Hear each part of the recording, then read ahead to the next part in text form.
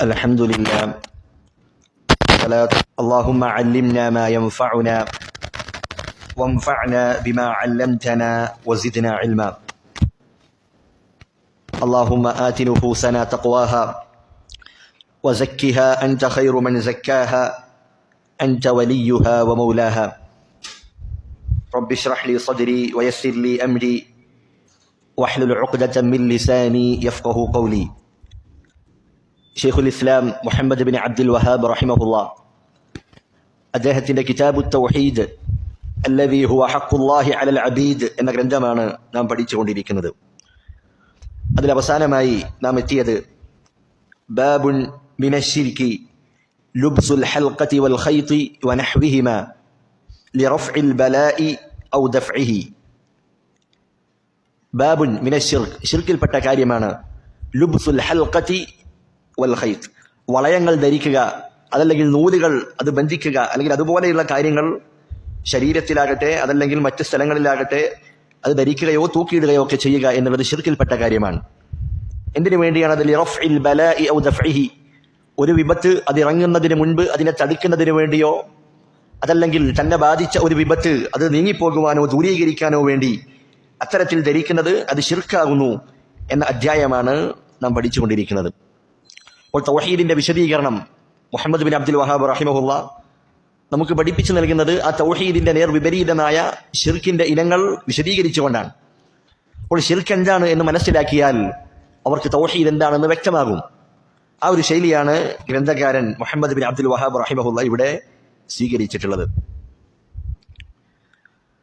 നാം കഴിഞ്ഞ ക്ലാസ്സിൽ സൂചിപ്പിച്ചതുപോലെ ആ വിപത്തുകളെ തടുക്കുന്നതിനായി അതല്ലെങ്കിൽ തന്നെ ബാധിച്ച ഒരു പ്രയാസം അത് ദൂരീകരിക്കാനായി ഇത്തരത്തിൽ ധരിക്കുന്ന ഏത് കാര്യമാകട്ടെ, മനുഷ്യൻ അവന്റെ ശരീരത്തിൽ ധരിക്കുന്നതോ അതല്ലെങ്കിൽ മറ്റുള്ളവരുടെ ശരീരത്തിൽ മറ്റുള്ള കുട്ടികളുടെ മേൽ അവൻ ധരിപ്പിക്കുന്നതോ, മൃഗങ്ങളുടെ മേൽ അതല്ലെങ്കിൽ വാഹനങ്ങളിൽ തൂക്കിയിടുന്നതോ, അങ്ങനെയുള്ള ഏത് കാര്യമാകട്ടെ അതെല്ലാം ഈ അധ്യായത്തിന്റെ പരിധിയിൽ അത് പെടും എന്ന് പണ്ഡിതന്മാർ സൂചിപ്പിച്ചതായി കാണാം. മുശ്രിക്കുകളായ ആളുകൾ അവർ ഇത്തരത്തിലുള്ള വസ്തുക്കൾ ധരിക്കുന്നതിന് പിന്നിൽ അവർക്ക് 2 ലക്ഷ്യങ്ങളാണ് ഉണ്ടായിരുന്നത്. ഒന്നാമത്തേത്, അവരെ ബാധിച്ചിട്ടുള്ള വിപത്ത് അത് നീങ്ങിപ്പോകുവാൻ, അവരെ ബാധിച്ച കണ്ണീർ അതല്ലെങ്കിൽ മറ്റ് പ്രയാസങ്ങൾ, ദുരിതങ്ങൾ, വിപത്തുകൾ അത് നീങ്ങിപ്പോകുന്നതിന് വേണ്ടി ഇത്തരത്തിലുള്ള വളയങ്ങൾ, ചരടുകൾ അവർ ധരിച്ചിരുന്നു. രണ്ടാമത്തെ അവരുടെ ഉദ്ദേശം, അവർക്ക് വല്ല വിപത്തുകളും ബാധിക്കാതിരിക്കാൻ ഒരു മുൻകരുതൽ എന്ന നിലക്ക് ഇത്തരത്തിലുള്ള വളയങ്ങൾ അല്ലെങ്കിൽ നൂലുകൾ, ചരടുകളൊക്കെ അവർ ശരീരത്തിൽ ധരിച്ചിരുന്നു എന്ന് നമുക്ക് കാണാം. അപ്പോൾ ഇത്തരത്തിൽ ചരടുകൾ ധരിക്കുക അല്ലെങ്കിൽ വളയങ്ങൾ ധരിക്കുക അതിന്റെ അടിസ്ഥാനം അത് ചെറിയ ശിർക്കാണ് എന്നുള്ളതാണ്. ഇത് നമ്മൾ സൂചിപ്പിക്കുകയുണ്ടായി. എന്നാൽ ചില സന്ദർഭങ്ങളിൽ, ചില ഘട്ടങ്ങളിൽ അത് വലിയ ശിർക്കായി തീരുന്നതാണ്. അതെപ്പോഴാണ്? ഒരു വ്യക്തി അവൻ ധരിച്ചിരിക്കുന്ന ചരട്, കയ്യിൽ ബന്ധിച്ചിരിക്കുന്ന ആ ചരട് അല്ലെങ്കിൽ വളയം, അവൻ വിശ്വസിക്കുന്നത് എന്റെ രോഗം മാറ്റുന്നത്, എനിക്ക് ഉപകാരം നൽകുന്നത്, എന്റെ ഉപദ്രവങ്ങൾ നീക്കുന്നത് അത് അല്ലാഹുവാണ്.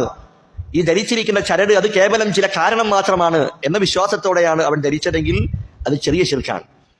എന്നാൽ ആ ധരിച്ചിരിക്കുന്നവൻ അവൻ വിശ്വസിക്കുന്നത്, അവൻ കരുതുന്നത് എന്റെ രോഗം മാറ്റുവാൻ ഈ ചരടിന് അതിന് സ്വാധീനമുണ്ട്, എന്റെ പ്രയാസങ്ങൾ നീക്കം ചെയ്യുവാൻ ഈ ചരടിന് കഴിയും, അതിന് കഴിവുണ്ട് എന്ന നിലയ്ക്കാണ് അവൻ അത് ധരിക്കുന്നതെങ്കിൽ അത് വലിയ ശിർക്കായി തീരും എന്ന് പണ്ഡിതന്മാർ സൂചിപ്പിച്ചതായി കാണാം.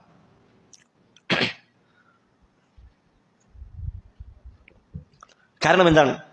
നമ്മൾ മുൻപ് പറഞ്ഞു, കഴിഞ്ഞ ക്ലാസ്സിൽ സൂചിപ്പിക്കുകയുണ്ടായി, ഈ പ്രപഞ്ചത്തിൽ നടക്കുന്ന ഏതൊരു കാര്യങ്ങൾക്കും പ്രതിഭാസങ്ങൾക്കും അതിൻ്റെതായ ചില കാരണങ്ങൾ അള്ളാഹു നിശ്ചയിച്ചിട്ടുണ്ട്, സബബുകളുണ്ട്. ആ സബബുകൾ 2 രൂപത്തിലാണ്. ഒന്നാമത്തേത് അസ്ബാബുൻ ശർഇയ്യ, ശർഇയ്യായ കാരണങ്ങൾ. അത് റസൂലുള്ളാഹി സ്വല്ലല്ലാഹു അലൈഹി വസല്ലമ നമുക്ക് അറിയിച്ചു നൽകിയ കാര്യങ്ങളാണ്. ഈ കാര്യം ചെയ്താൽ അത് ഇന്നതിനുള്ള ഒരു സഹായമാണ്, അതിനുള്ള കാരണമാണ് എന്ന് റസൂലുള്ളാഹി സ്വല്ലല്ലാഹു അലൈഹി വസല്ലമ നമുക്ക് അറിയിച്ചു നൽകിയ കാര്യങ്ങൾ. സംസം വെള്ളം അത് രോഗത്തിനുള്ള ശമനമാണ്, ആ രോഗം മാറാനുള്ള കാരണമാണ്. അത് അസ്ബാബുൻ ശർഇയ്യാണ്, ശർഇയ്യായ കാരണമാണ്. അതുപോലെ തന്നെ അജ്വാക്കാരൊക്കെ കഴിക്കുക എന്നുള്ളത് അത് വിഷമേൽക്കാതിരിക്കാനുള്ള കാരണമാണ്. ഈ കാരണം അത് അസ്ബാബുൻ ശർഇയ്യ, ശർഇയ്യായ കാരണങ്ങളാണ്. രണ്ടാമത്തെ ഇനമാണ് അസ്ബാബുൻ ഖദരിയ അല്ലെങ്കിൽ അസ്ബാബുൻ കൗനിയ, പ്രകൃതിപരമായ പ്രാപഞ്ചികപരമായ കാരണങ്ങൾ. അത് പ്രാപഞ്ചികപരമായ കാരണങ്ങളുണ്ട്. വെള്ളം കുടിക്കുക എന്നുള്ളത് അത് ദാഹമകലാനുള്ള ഒരു കാരണമാണ്. ഭക്ഷണം കഴിക്കുക എന്നുള്ളത് അത് വിശപ്പ് മാറാനുള്ള ഒരു കാരണമാണ്, അത് പ്രകൃതിപരമായ കാരണമാണ്. അപ്പോൾ ഈ 2 തരക്കാണ് കാരണങ്ങളുള്ളത്. എന്നാൽ ഇത്തരത്തിൽ വളയങ്ങൾ ധരിക്കുന്ന ആളുകൾ, ചരടുകൾ ധരിക്കുന്നവർ, അവർ ഈ രണ്ട് കാരണങ്ങളുമല്ല അവർ സ്വീകരിച്ചത്. കാരണം വളയങ്ങൾ ധരിക്കുക എന്നുള്ളത് അത് രോഗം മാറാനുള്ള കാരണമാണ് എന്ന് റസൂലുള്ളാഹി സ്വല്ലല്ലാഹു അലൈഹി വസല്ലം പഠിപ്പിച്ചിട്ടില്ല. അതല്ലെങ്കിൽ ഇത്തരത്തിൽ ചരടുകൾ ധരിക്കുന്നത് അത് രോഗം മാറാനുള്ള കാരണമാണ് എന്ന് ഭൗതികപരമായി അത് പരീക്ഷിച്ച് തെളിഞ്ഞ കാര്യമല്ല. അതുകൊണ്ട് തന്നെ ഇത്തരത്തിലുള്ള കാര്യങ്ങൾ അള്ളാഹു സബബാക്കാത്ത ഒരു കാര്യത്തെ സബബായി ആരെങ്കിലും നിശ്ചയിച്ചാൽ അത് ചെറിയ ശിർക്കാണ് എന്ന് പണ്ഡിതന്മാർ രേഖപ്പെടുത്തിയതായി കാണാം. അതുകൊണ്ട് ഈ ഒരു കാര്യം നമ്മൾ ആമുഖമായി നമ്മൾ ഓർമ്മിക്കേണ്ടതുണ്ട്. കഴിഞ്ഞ ക്ലാസ്സിൽ സൂചിപ്പിച്ച കാര്യങ്ങൾ തന്നെയാണ്. എന്നിട്ട് ഒന്നാമത്തെ ആയത്തായി മുഅല്ലിഫ് റഹിമഹുള്ള നൽകിയ ആയത്തും അത് നമ്മൾ വിശദീകരിച്ചു. ആ ആയത്തിൽ അദ്ദേഹം പഠിപ്പിക്കുന്ന കാര്യം എന്താണ്? ഉപകാരങ്ങൾ ചെയ്യുവാൻ, ഉപദ്രവങ്ങൾ നീക്കുവാൻ, ആ ഉപദ്രവങ്ങളെ തടുക്കുവാൻ, അതല്ലെങ്കിൽ നമ്മെ ബാധിച്ച ഒരു വിപത്ത് അതിനെ ഇല്ലായ്മ ചെയ്യുവാൻ, ദൂരീകരിക്കുവാൻ അള്ളാഹു സുബ്ഹാനഹു വ തആലയ്ക്ക് മാത്രമേ കഴിവുള്ളൂ. അള്ളാഹുവിന് പുറമെ നിങ്ങൾ വിളിച്ചു പ്രാർത്ഥിക്കുന്ന ആളുകൾ, അമ്പിയാക്കന്മാരാകട്ടെ, സാലിഹീങ്ങളാകട്ടെ, ഔലിയാക്കന്മാരാകട്ടെ, മലക്കുകളാകട്ടെ, അവർക്കൊന്നും ഉപകാരം ചെയ്യാനോ ഒരു ഉപദ്രവം നീക്കാനോ അവർക്ക് കഴിയില്ല. അപ്പൊ അമ്പിയാക്കന്മാർക്കും സാലിഹീങ്ങൾക്കും മലക്കുകൾക്കും അവർക്കൊന്നും ഉപകാരങ്ങളോ ഉപദ്രവങ്ങളോ ചെയ്യാനുള്ള അധികാരം അവരുടെ കയ്യിലില്ലെങ്കിൽ പിന്നെ എങ്ങനെയാണ് ഈ നിർജീവമായ ചരടുകളും നൂലുകളും അവർക്ക് എങ്ങനെയാണ് ഇതിന് കഴിവുണ്ടാവുക എന്ന കാര്യമാണ് ഒന്നാമത്തെ ആയത്തിലൂടെ മുഅല്ലിഫ് റഹിമഹുള്ള നമ്മെ പഠിപ്പിച്ച കാര്യം. ഇനി അടുത്ത ഹദീസാണ്, അടുത്ത അസറാണ് നമ്മൾ വായിക്കുന്നത്. എന്താണ് അദ്ദേഹം പറഞ്ഞു? അൻ ഇമ്രാൻ ഇബ്നു ഹുസൈൻ റളിയല്ലാഹു അൻഹുമാ.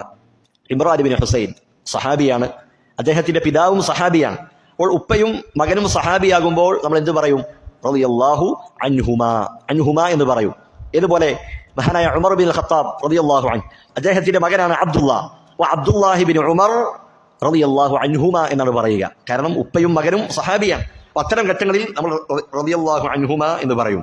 അപ്പോൾ ഇമ്രാൻ ബിൻ ഹുസൈൻ അദ്ദേഹവും അദ്ദേഹത്തിന്റെ പിതാവും സഹാബിയാണ്. ഖൈബർ യുദ്ധവർഷം നടക്കുന്ന ആ വർഷത്തിലാണ് അദ്ദേഹം ഇസ്ലാം സ്വീകരിക്കുന്നത്. ഹിജറ 52 മഹാനായ ഇമ്രാൻ ബിൻ ഹുസൈൻ റളിയല്ലാഹു അൻഹു അദ്ദേഹം മരണപ്പെടുന്നത്. ഈ ഹദീസ് വായിക്കുന്നതിന് മുൻപ് ഈ ഹദീസിനെ കുറിച്ച് പണ്ഡിതന്മാർക്കിടയിൽ ചില ചർച്ചകളുണ്ട്. ഈ ഹദീസ് മഹാനായ ഇമ്രാൻ ബിൻ ഹുസൈൻ റളിയല്ലാഹു അൻഹുവിൽ നിന്ന് അദ്ദേഹത്തിൽ നിന്ന് ഉദ്ധരിക്കുന്നത് ഹസനുൽ ബസ്രിയാണ് റഹിമഹുള്ള, താബിഇയായ ഹസനുൽ ബസ്രി റഹിമഹുള്ളയാണ്. അപ്പോൾ ഇമാം ഹസനുൽ ബസ്രി റഹിമഹുള്ള ഇമ്രാൻ ബിൻ ഹുസൈനിൽ നിന്ന് ഇത് കേട്ടിട്ടുണ്ടോ, ഹദീസ് അദ്ദേഹം കേട്ടിട്ടുണ്ടോ എന്ന വിഷയത്തിൽ പണ്ഡിതന്മാർക്കിടയിൽ വ്യത്യസ്തങ്ങളായ അഭിപ്രായങ്ങൾ നമുക്ക് കാണാം. ചില പണ്ഡിതന്മാർ എന്ത് പറഞ്ഞു? ഇമാം ഹസനുൽ ബസ്രി റഹിമഹുള്ള അദ്ദേഹം ഇമ്രാൻ ബിൻ ഹുസൈനിൽ നിന്ന് അദ്ദേഹത്തിന്റെ സമാഇൽ അദ്ദേഹം കേട്ടിട്ടില്ല. ഇമാം ബസ്സാർ, അതുപോലെ തന്നെ ഇബ്നു ഹിബ്ബാൻ, ഇബ്നു ഖുസൈമ, ഇമാം അൽ ഹാക്കിം റഹിമഹുള്ള അവരെല്ലാം ഈ ഒരു അഭിപ്രായമാണ് രേഖപ്പെടുത്തിയത്.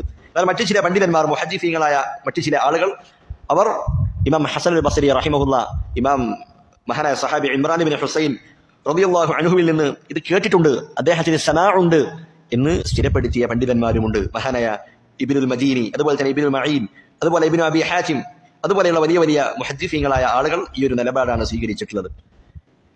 അതുപോലെ തന്നെ ഇമാം അഹ്മദിന്റെ മറ്റൊരു റിവായത്തിൽ നമുക്ക് കാണാം, ഇമാം ഹസനുൽ ബസ്രി റഹിമഹുള്ള പറയുകയാണ്, അഖ്ബറനി Imran bin Hussain, Imran bin Hussain എനിക്ക് അറിയിച്ചു തന്നു, അദ്ദേഹം എന്നോട് പറഞ്ഞു എന്നാര് പറയാൻ? ഇമാം ഹസനുൽ ബസ്രി റഹിമഹുള്ള പറയാൻ.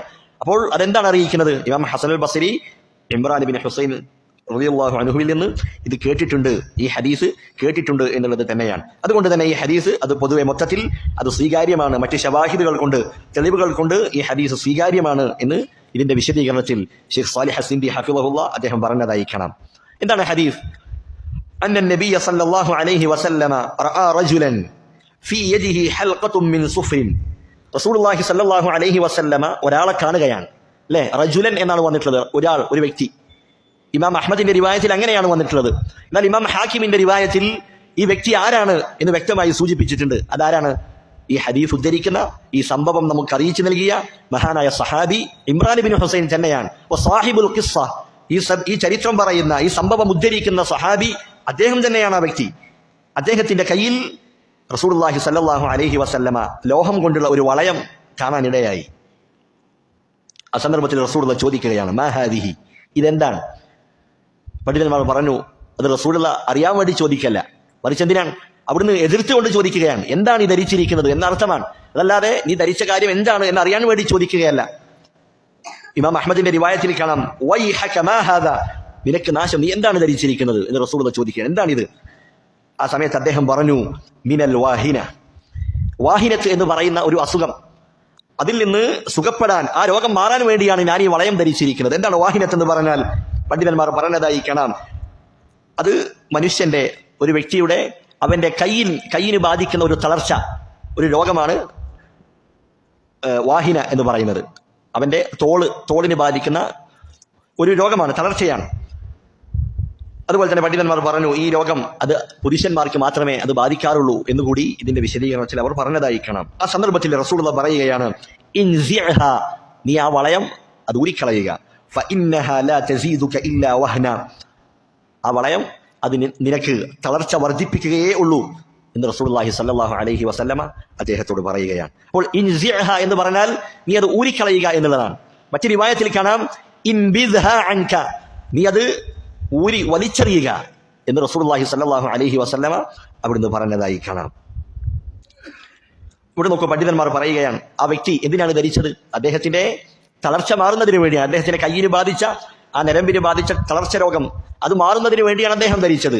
പക്ഷേ അത് ധരിക്കുന്നതിലൂടെ അദ്ദേഹത്തിന്റെ തളർച്ച അത് വർദ്ധിക്കുകയാണ് ചെയ്തത്. അദ്ദേഹം എന്തിനു വേണ്ടിയാണോ അത് ധരിച്ചത് അതിന്റെ നേർ വിപരീതമായി കൊണ്ടാണ് അദ്ദേഹത്തിന് അത് ചെന്ന് ഭവിക്കുന്നത്. അപ്പോൾ അള്ളാഹുവും അവന്റെ റസൂലും കൽപ്പിച്ച ആ കാര്യത്തോട് എതിരായിക്കൊണ്ട് ഇത്തരത്തിൽ വളയങ്ങൾ ധരിച്ചതോടുകൂടി അദ്ദേഹത്തിന്റെ ദീനും നഷ്ടപ്പെട്ടു. അതുപോലെ ഈ ദുനിയാവിൽ അദ്ദേഹത്തിന്റെ രോഗം അത് സുഖപ്പെട്ടതുമില്ല, മറിച്ച് ആ രോഗം, ആ തളർച്ച അത് വർദ്ധിക്കുകയാണ് അതുവഴി ഉണ്ടായത് എന്നുകൂടി ഇതിന്റെ വിശദീകരണത്തിൽ നമുക്ക് കാണാം. എന്നിട്ട് റസൂലുള്ളാഹി സ്വല്ലല്ലാഹു അലൈഹി വസല്ലം അദ്ദേഹത്തോട് പറയുകയാണ്, ഫഇന്നക ലൗ മിത്ത വഹിയ അലൈക മാ അഫ്ലഹത അബദാ, നീ ആ വളയം നിന്റെ കയ്യിലായിരിക്കുകയാണ് നീ മരണപ്പെടുന്നതെങ്കിൽ നീ ഒരിക്കലും വിജയം പ്രാപിക്കുകയില്ല എന്ന് റസൂലുള്ളാഹി സ്വല്ലല്ലാഹു അലൈഹി വസല്ലമ അദ്ദേഹത്തോട് പറയുകയാണ്. അപ്പോൾ ഈ ഹദീസ്, ഈ സംഭവം എന്താണ് അറിയിക്കുന്നത്? ഇത്തരത്തിൽ വളയങ്ങൾ ധരിക്കുക, ഏതെങ്കിലും വിപത്ത് തടയാൻ അല്ലെങ്കിൽ തന്നെ ബാധിച്ച വിപത്ത് അത് ദൂരീകരിക്കാൻ ഇത്തരത്തിലുള്ള വളയങ്ങൾ ധരിക്കുക എന്നുള്ളത് അത് ഹറാമായ കാര്യമാണ് എന്നാണ് ഈ സംഭവം, ഈ ഹദീസ് നമ്മെ പഠിപ്പിക്കുന്നത്. അതുപോലെ തന്നെ ഈ ഹദീസിൽ നിന്ന് നമ്മൾ മനസ്സിലാക്കേണ്ട ചില പാഠങ്ങളുണ്ട്. റസൂലുള്ളാഹി സ്വല്ലല്ലാഹു അലൈഹി വസല്ലമ ആരോടാണ് പറയുന്നത്? ഇമ്രാൻ ഇബ്നു ഹുസൈൻ, സഹാബിയാണ്. അദ്ദേഹത്തോടാണ് പറയുന്നത്, നീ വിജയിക്കുകയില്ല, നിന്നിൽ ശിർക്ക് സംഭവിച്ചാൽ നീ വിജയിക്കുകയില്ല. അമ്പിയാക്കന്മാരെ കുറിച്ചും അല്ലാഹു സുബ്ഹാനഹു വ തആല ഇതേ കാര്യം പറഞ്ഞിട്ടുണ്ട്. അവരെങ്ങാനും ശിർക്ക് ചെയ്തിരുന്നുവെങ്കിൽ, അവരിലെങ്ങാനും ശിർക്ക് സംഭവിച്ചാൽ അവർ ചെയ്ത അമലുകളെല്ലാം നിഷ്ഫലമായി പോകുമായിരുന്നു. പക്ഷെ അമ്പിയാക്കന്മാരിൽ ശിർക്ക് സംഭവിക്കുകയില്ല. അല്ലാഹു അവർക്ക് സുരക്ഷിതത്വം നൽകിയതാണ്. അതുപോലെ തന്നെ സഹാബത്ത് അവരെല്ലാവരും സ്വർഗ്ഗത്തിന്റെ അവകാശികളാണ്. പക്ഷേ അവരിൽ നിന്നാണ് ശിർക്ക് സംഭവിക്കുന്നതെങ്കിലും അവർ വിജയിക്കുകയില്ല എന്ന പാഠമാണ് ഈ കാര്യങ്ങളെല്ലാം നമ്മെ അറിയിക്കുന്നത്. അതോടൊപ്പം മനസ്സിലാക്കേണ്ട മറ്റൊരു കാര്യമാണ്, സ്വാലിഹായ അതുപോലെ അറിവുള്ള ഒരു വ്യക്തി അവൻ ആരെങ്കിലും തന്റെ തെറ്റുകൾ ചൂണ്ടിക്കാണിക്കുമ്പോൾ അവനെന്താക്കും? ആ തെറ്റുകളെ കുറിച്ച് അവൻ ബോധ്യവാനാവും. ആ തെറ്റുകൾ തിരുത്താനുള്ള ഒരു മനസ്സ് അവൻ കാണിക്കുന്നതാണ്. ഒരു ആലിമായ, ഒരു സ്വാലിഹായ വ്യക്തി അങ്ങനെയാണ്. അപ്പോൾ സഹാബത്ത് അവർക്ക് പോലും തെറ്റുകൾ സംഭവിച്ചു പോയിട്ടുണ്ട്. അപ്പോൾ റസൂൽ അദ്ദേഹത്തെ ഉപദേശിക്കുകയാണ്. ആ സമയത്ത് അദ്ദേഹം ആ തെറ്റ് തിരുത്തുകയാണ്. അതൊരു സ്വാലിഹായ ഒരു വ്യക്തിയുടെ, അദ്ദേഹത്തിന്റെ ഒരു മീസത്തായി, ഒരു ഗുണമായി നമ്മൾ മനസ്സിലാക്കേണ്ട കാര്യമാണ്. മറ്റൊരു ഫായിദയായി പണ്ഡിതന്മാർ പറഞ്ഞു, നമ്മൾ എത്ര വലിയ കുടുംബ മഹിമയുള്ളവരാണെങ്കിലും, എത്ര വലിയ ദീനുമായി അടുപ്പമുള്ള ആളുകളാണെങ്കിലും, അല്ലാഹു സുബ്ഹാനഹു വ തആലയുടെ പക്കൽ നമ്മെ രക്ഷപ്പെടുത്തുന്നത് നമ്മുടെ അമലുകളും സൽക്കർമ്മങ്ങളും മാത്രമാണ്. ഞാൻ ഇന്ന കുടുംബത്തിൽ ജനിച്ചു, എൻ്റെ ഉപ്പയൊക്കെ അദ്ദേഹമൊക്കെ പള്ളിയുമായി ബന്ധമുള്ള, ദീനുമായി ബന്ധമുള്ള ആളുകളാണ്, ഞങ്ങളുടെ നാട്ടിൽ വലിയ തറവാടുള്ള ആളുകളാണ് എന്ന് പറഞ്ഞ് നടക്കുന്ന ആളുകളുണ്ട്. അവര് ഹറാമും ഹലാലും ഒന്നും നോക്കാതെ ഇങ്ങനെ ജീവിക്കുകയാണ്. അവൻ വിചാരിക്കുന്നത് അവന്റെ കുടുംബ പരമ്പര, അവന്റെ വ്യക്തിപ്രഭാവം, അവന്റെ കുടുംബത്തിന്റെ പാരമ്പര്യം അതൊക്കെ അവനെ രക്ഷപ്പെടുത്തുമെന്ന ധാരണയിൽ, അതല്ലെങ്കിൽ ആ വഞ്ചനയിൽ അവനിങ്ങനെ ജീവിച്ചുകൊണ്ടിരിക്കുകയാണ്. അതൊരിക്കലും നമ്മെ രക്ഷപ്പെടുത്തുകയില്ല. റസൂലുള്ളാഹി സ്വല്ലല്ലാഹു അലൈഹി വസല്ലമ സ്വഹാബികളോടാണ് ഈ കാര്യം പറയുന്നത്. നീ എങ്ങാനും അപ്രകാരം മരിക്കുകയാണെങ്കിൽ നീ വിജയിക്കുകയില്ല എന്ന് റസൂലുള്ളാഹി സ്വഹാബത്തിനോട് പറയുകയാണ്. ആരാണ് സ്വഹാബത്ത്? അബർറു ഹാദിഹിൽ ഉമ്മത്തി ഖുലൂബ, ഈ ഉമ്മത്തിൽ ഏറ്റവും നന്മ നിറഞ്ഞ ഹൃദയത്തിന്റെ ഉടമകളാണ്. തഖ്വയിലും ഈമാനിലും നമ്മെക്കാൾ മുൻകടന്നു പോയ ആളുകളാണ്. അള്ളാഹു തെരഞ്ഞെടുത്ത ഒരു ജനവിഭാഗമാണ് അവർ. അവരോടാണ് റസൂലുള്ളാഹി സ്വല്ലല്ലാഹു അലൈഹി വസല്ലം ഈ കാര്യം പറയുന്നത്. റസൂലുള്ളാഹി പറഞ്ഞില്ലേ, മൻ ബത്തഅ ബിഹി അമലുഹു ലം യുസ്രി ബിഹി നസബുഹു, ഒരാൾ അവന്റെ അമല് കൊണ്ട്, അവന്റെ പ്രവർത്തനങ്ങൾ കൊണ്ട് അവൻ പിറകിലായാൽ അവന്റെ കുടുംബ മഹിമ, അവന്റെ തറവാട് അതവനെ മുന്നിലെത്തിക്കുകയില്ല എന്ന് റസൂലുള്ളാഹി സ്വല്ലല്ലാഹു അലൈഹി വസല്ലം പറഞ്ഞിട്ടുണ്ട്. അപ്പൊ അള്ളാഹുവിന്റെ പക്കൽ നമ്മൾ വിജയികളായി തീരുന്നത് നമ്മുടെ ഈമാനും അമലു സ്വാലിഹാത്തുകളും കൊണ്ട് മാത്രമാണ് എന്ന ഫായിദകളും ഈ ഹദീസിൽ നിന്ന് ഗുണപാഠങ്ങളും നാം ഉൾക്കൊള്ളേണ്ടതുണ്ട്. അടുത്ത ഹദീസായി ഇമാം മുഹമ്മദ് ബിൻ അബ്ദുൽ വഹാബ് റഹിമഹുല്ലാഹ് നൽകിയതായി കാണാം, വലഹു, അദ്ദേഹത്തിനുണ്ട്. അഥവാ ആർക്കാണ്? തൊട്ടു മുൻപുള്ള ഹദീസ് ഇമാം അഹ്മദാണ് റിവായത്ത് ചെയ്തത്. അപ്പോൾ ഇമാം അഹ്മദിനുണ്ട്, അൻ ഉഖ്ബത ബിൻ ആമിർ, മഹാനായ സഹാബി ഉഖ്ബത ബിൻ ആമിർ അൽ ജുഹനി റളിയല്ലാഹു അൻഹു, അദ്ദേഹം ഉദ്ധരിക്കുകയാണ് മർഫൂഅൻ, നബി സല്ലല്ലാഹു അലൈഹി വസല്ലമയിലേക്ക് ചേർത്തുകൊണ്ട്, നബിയിലേക്ക് ചേർത്തി പറയുകയാണ്. ആര്? സഹാബി ഉഖ്ബത്ത് ബിൻ ആമിർ റളിയല്ലാഹു അൻഹു പറയുന്നു, മൻ തഅല്ലഖ തമീമതൻ ഫലാ അതമല്ലാഹു ലഹു വമൻ തഅല്ലഖ വദഅതൻ ഫലാ വദഅല്ലാഹു ലഹു. ഇമാം അഹ്മദാണ് ഉദ്ധരിക്കുന്നത്. വഫീ റിവായത്തിൽ, മറ്റൊരു റിവായത്തിൽ കാണാം, മൻ തഅല്ലഖ തമീമതൻ ഫഖദ് അശ്റക. ഇവിടെ വഫീ റിവായ എന്ന് കേൾക്കുമ്പോൾ നമ്മൾ വിചാരിക്കും ഈ ഹദീസിന്റെ മറ്റൊരു റിവായത്താണ് എന്ന്. അങ്ങനെയല്ല, ഇത് രണ്ടും രണ്ട് ഹദീസുകളാണ്. അത് രണ്ട് ഹദീസുകളായി തന്നെ നമ്മൾ അത് മനസ്സിലാക്കേണ്ടതുണ്ട്. ഇവിടെ നോക്കൂ, ഹദീസിൽ എന്താണ് വന്നിട്ടുള്ളത്? മൻ തഅല്ലഖ. അധിക ഹദീസുകളിലും അങ്ങനെയാണ് തഅല്ലഖ എന്നുള്ള വാക്കാണ് വന്നിട്ടുള്ളത്. എന്നാൽ ചില ഹദീസുകളിൽ, ഇമാം തബറാനിയൊക്കെ ഉദ്ധരിക്കുന്ന ഹദീസുകളിൽ അല്ലഖ എന്നാണ്. അപ്പോൾ അല്ലഖയും തഅല്ലഖയും ഉണ്ട്. അല്ലഖ, തഅല്ലഖ, ഒന്നിൽ കൂടുതലാണ്. അപ്പോൾ പണ്ഡിതന്മാർ പറഞ്ഞതായി കാണാം, അസ്സിയാദതു ഫിൽ മബ്ന സിയാദത്തുൻ ഫിൽ മഅന. ഒന്നിൽ ഒരക്ഷരം കൂടി, ഒരക്ഷരം കൂടുമ്പോൾ അവിടെ അർത്ഥവും കൂടുന്നുണ്ട് എന്നവർ പറഞ്ഞതായി കാണാം. അപ്പോൾ അല്ലഖ എന്ന് പറഞ്ഞാൽ കേവലം ബന്ധിക്കുക എന്നാണ്. അപ്പോൾ തഅല്ലഖ എന്ന് പറഞ്ഞാലോ കേവലം ബാഹ്യമായി ബന്ധിക്കുന്നതോടൊപ്പം അവന്റെ ഹൃദയം അവൻ ബന്ധിച്ച ആ ചരടിൽ അല്ലെങ്കിൽ അവൻ ധരിച്ച ആ വളയത്തിൽ ആയിരിക്കും. അതുമായി അങ്ങേയറ്റത്തെ ബന്ധം അവനുണ്ടായിരിക്കും. അതിൽ വിശ്വസിക്കുന്ന, അതിൽ സ്വാധീനം ചെലുത്താൻ കഴിയും എന്ന നിലക്ക് അത്രയും അടുപ്പം ഉണ്ടായിരിക്കും. അതാണ് മൻ തഅല്ലഖ എന്നതുകൊണ്ട് അർത്ഥമാക്കുന്നത്. അപ്പോൾ അല്ലഖ എന്നതിനേക്കാൾ കൂടുതൽ, അതിനേക്കാൾ വിശാലമായ അർത്ഥമാണ് തഅല്ലഖ എന്ന് പറയുന്നതിലൂടെ ഉൾക്കൊണ്ടിരിക്കുന്നത് എന്ന് പണ്ഡിതന്മാർ രേഖപ്പെടുത്തിയതായി കാണാം. റസൂൽ പറയുകയാണ്, മൻ തഅല്ലഖ തമീമതൻ, ആരെങ്കിലും തമീമത്ത് ധരിച്ചാൽ. എന്താണ് തമീമത്ത് എന്ന് പറഞ്ഞാൽ? നമ്മൾ മലയാളത്തിൽ ഏലസ് എന്ന് പറയും. പണ്ഡിതന്മാർ പറഞ്ഞതായി കാണാം, കുല്ലു മാ ഉല്ലിഖ ബിഖസ്ദി ദഫ്ഇൽ ബലാഇ ഔ റഫ്ഇഹി. വരാനിരിക്കുന്ന ഒരു വിപത്ത്, അതിനെ തടയാൻ വേണ്ടി, ആ വിപത്തിൽ നിന്ന് ഒരു മുൻകരുതൽ എന്ന നിലക്ക്, അതല്ലെങ്കിൽ തന്നെ ബാധിച്ചു പോയ ഒരു വിപത്ത്, ബാധിച്ച പ്രയാസം, അത് ദൂരീകരിക്കാൻ വേണ്ടി ഒരു വ്യക്തി അവൻ തന്റെ ശരീരത്തിൽ കെട്ടുന്ന, അതല്ലെങ്കിൽ മറ്റ് സ്ഥലങ്ങളിൽ തൂക്കിയിടുന്ന. നമ്മൾ കഴിഞ്ഞ ക്ലാസ്സിൽ കുറച്ച് ഉദാഹരണങ്ങൾ പറഞ്ഞിരുന്നു. ചില ആളുകൾ അവർ ചരടുകൾ കെട്ടാറില്ല, വളയങ്ങൾ ധരിക്കാറില്ല, പക്ഷെ അവർ കാറുകളിൽ തൂക്കിയിടും. അതല്ലെങ്കിൽ വീട്ടിൽ, അതല്ലെങ്കിൽ തന്റെ കൃഷിയിടത്തിലൊക്കെ മൃഗങ്ങളുടെ തല, അതിന്റെ രൂപം ഇങ്ങനെ തൂക്കിയിടും. എന്തിനാണ്? കണ്ണേറ് ബാധിക്കാതിരിക്കാൻ, ജിന്നുകളുടെ പ്രയാസമില്ലാതിരിക്കാൻ. ഇത്തരത്തിൽ വരാതിരിക്കുന്ന ഒരു വിപത്തിനെ ഭയന്നുകൊണ്ട് ഇത്തരത്തിൽ മനുഷ്യൻ അവന്റെ ശരീരത്തിലോ അതല്ലെങ്കിൽ മറ്റ് വീടുകളിലോ വാഹനങ്ങളിലോ മറ്റോ ഒക്കെ തൂക്കിയിടുന്ന, ബന്ധിക്കുന്ന കാര്യം, അതിനാണ് എന്ത് പറയുക? തമീമത്ത് എന്ന് പറയുക. എങ്ങനെയാണ് തമീമത്ത് എന്ന പേര് വന്നത്? എങ്ങനെയാണ്? അപ്പൊ മുശ്രിക്കുകളായ ആളുകൾ അവർ ഇത്തരത്തിൽ ശരീരത്തിൽ അല്ലെങ്കിൽ മൃഗങ്ങളുടെ മേൽ, വാഹനത്തിലൊക്കെ തൂക്കിയിടുന്ന കാര്യം, അതിനവർ തമീമത്ത് എന്നാണ് പേര് വിളിക്കാറുള്ളത്. അല്ലെ, തമാം എന്ന് പറഞ്ഞാൽ എന്താ അർത്ഥം? പൂർത്തിയായി, അല്ലെ, പൂർത്തിയായി എന്നാണ്. അപ്പോൾ അഥമ്മ, പൂർത്തീകരിച്ചു എന്നാണ് അർത്ഥം.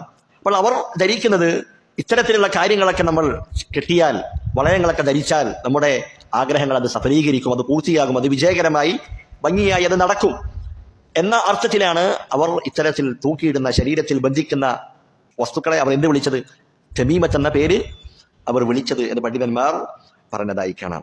അപ്പോൾ ആരെങ്കിലും ഇത്തരത്തിലുള്ള കാര്യങ്ങൾ ധരിച്ചാൽ, ഏലസ് കിട്ടിയാൽ, റസൂലുള്ളാഹി പറയുകയാണ്, ഫലാ അതമല്ലാഹു ലഹു. ഇതിന് രണ്ടർത്ഥമാണുള്ളത്. ഒന്നാമത്തേത്, അള്ളാഹു അവന്റെ ആ കാര്യം പൂർത്തീകരിക്കുകയില്ല. രണ്ടാമത്തേത്, ഇതൊരു പ്രാർത്ഥനയാണ്, അവനെതിരെയുള്ള പ്രാർത്ഥനയാണ്. അള്ളാഹു സുബ്ഹാനഹു വ തആല അവന്റെ കാര്യം പൂർത്തീകരിക്കാതിരിക്കട്ടെ എന്ന് റസൂലുള്ളാഹി സ്വല്ലല്ലാഹു അലൈഹി വസല്ലം പ്രാർത്ഥിക്കുകയാണ്, അവനെതിരായിക്കൊണ്ട്. ഇത്തരത്തിൽ തമീമത്ത് ധരിക്കുന്ന ആളുകൾക്കെതിരായി റസൂലുള്ളാഹി സ്വല്ലല്ലാഹു അലൈഹി വസല്ലം പ്രാർത്ഥിക്കുകയാണ്. അപ്പോൾ അള്ളാഹുവും അവന്റെ റസൂലും വിരോധിച്ച ഹറാമായ ഇത്തരത്തിലുള്ള തമീമത്തുകൾ, ഏലസുകൾ ധരിക്കുന്നവന് അവന്റെ ആ കാര്യം, അവൻ പ്രതീക്ഷിക്കുന്ന ആ കാര്യം അത് പൂർത്തിയാകാതിരിക്കട്ടെ എന്ന് റസൂലുള്ളാഹി സ്വല്ലല്ലാഹു അലൈഹി വസല്ലം പറയുകയാണ്. എന്നിട്ട് പറഞ്ഞു, വമൻ തഅല്ലഖ വദഅതൻ, ആരെങ്കിലും വദഅത്ത് ധരിച്ചാൽ, വദഅത്ത് കെട്ടിയാൽ. എന്താണ് വദഅത്ത് എന്ന് പറഞ്ഞാൽ? പണ്ഡിതന്മാർ പറഞ്ഞു, അൽ വദഉ അല്ലെങ്കിൽ അൽ വദഉ രണ്ട് രൂപത്തിലും വായിക്കാം. ദാലിന് സുക്കൂന് കൊടുത്തു വായിക്കാം, ദാലിന് ഫത്ഹ് കൊടുത്തു വായിക്കാം. എന്താണ് വദഅ എന്ന് പറഞ്ഞാൽ? സമുദ്രത്തിൽ, കടലിൽ കാണുന്ന ഒരു മുത്ത്, ചിപ്പി, അതിനാണെന്ന് പറയുക വദഅ എന്ന് പറയുക. അതിന്റെ ബഹുവചനമാണത് അൽ വദഅത്ത്.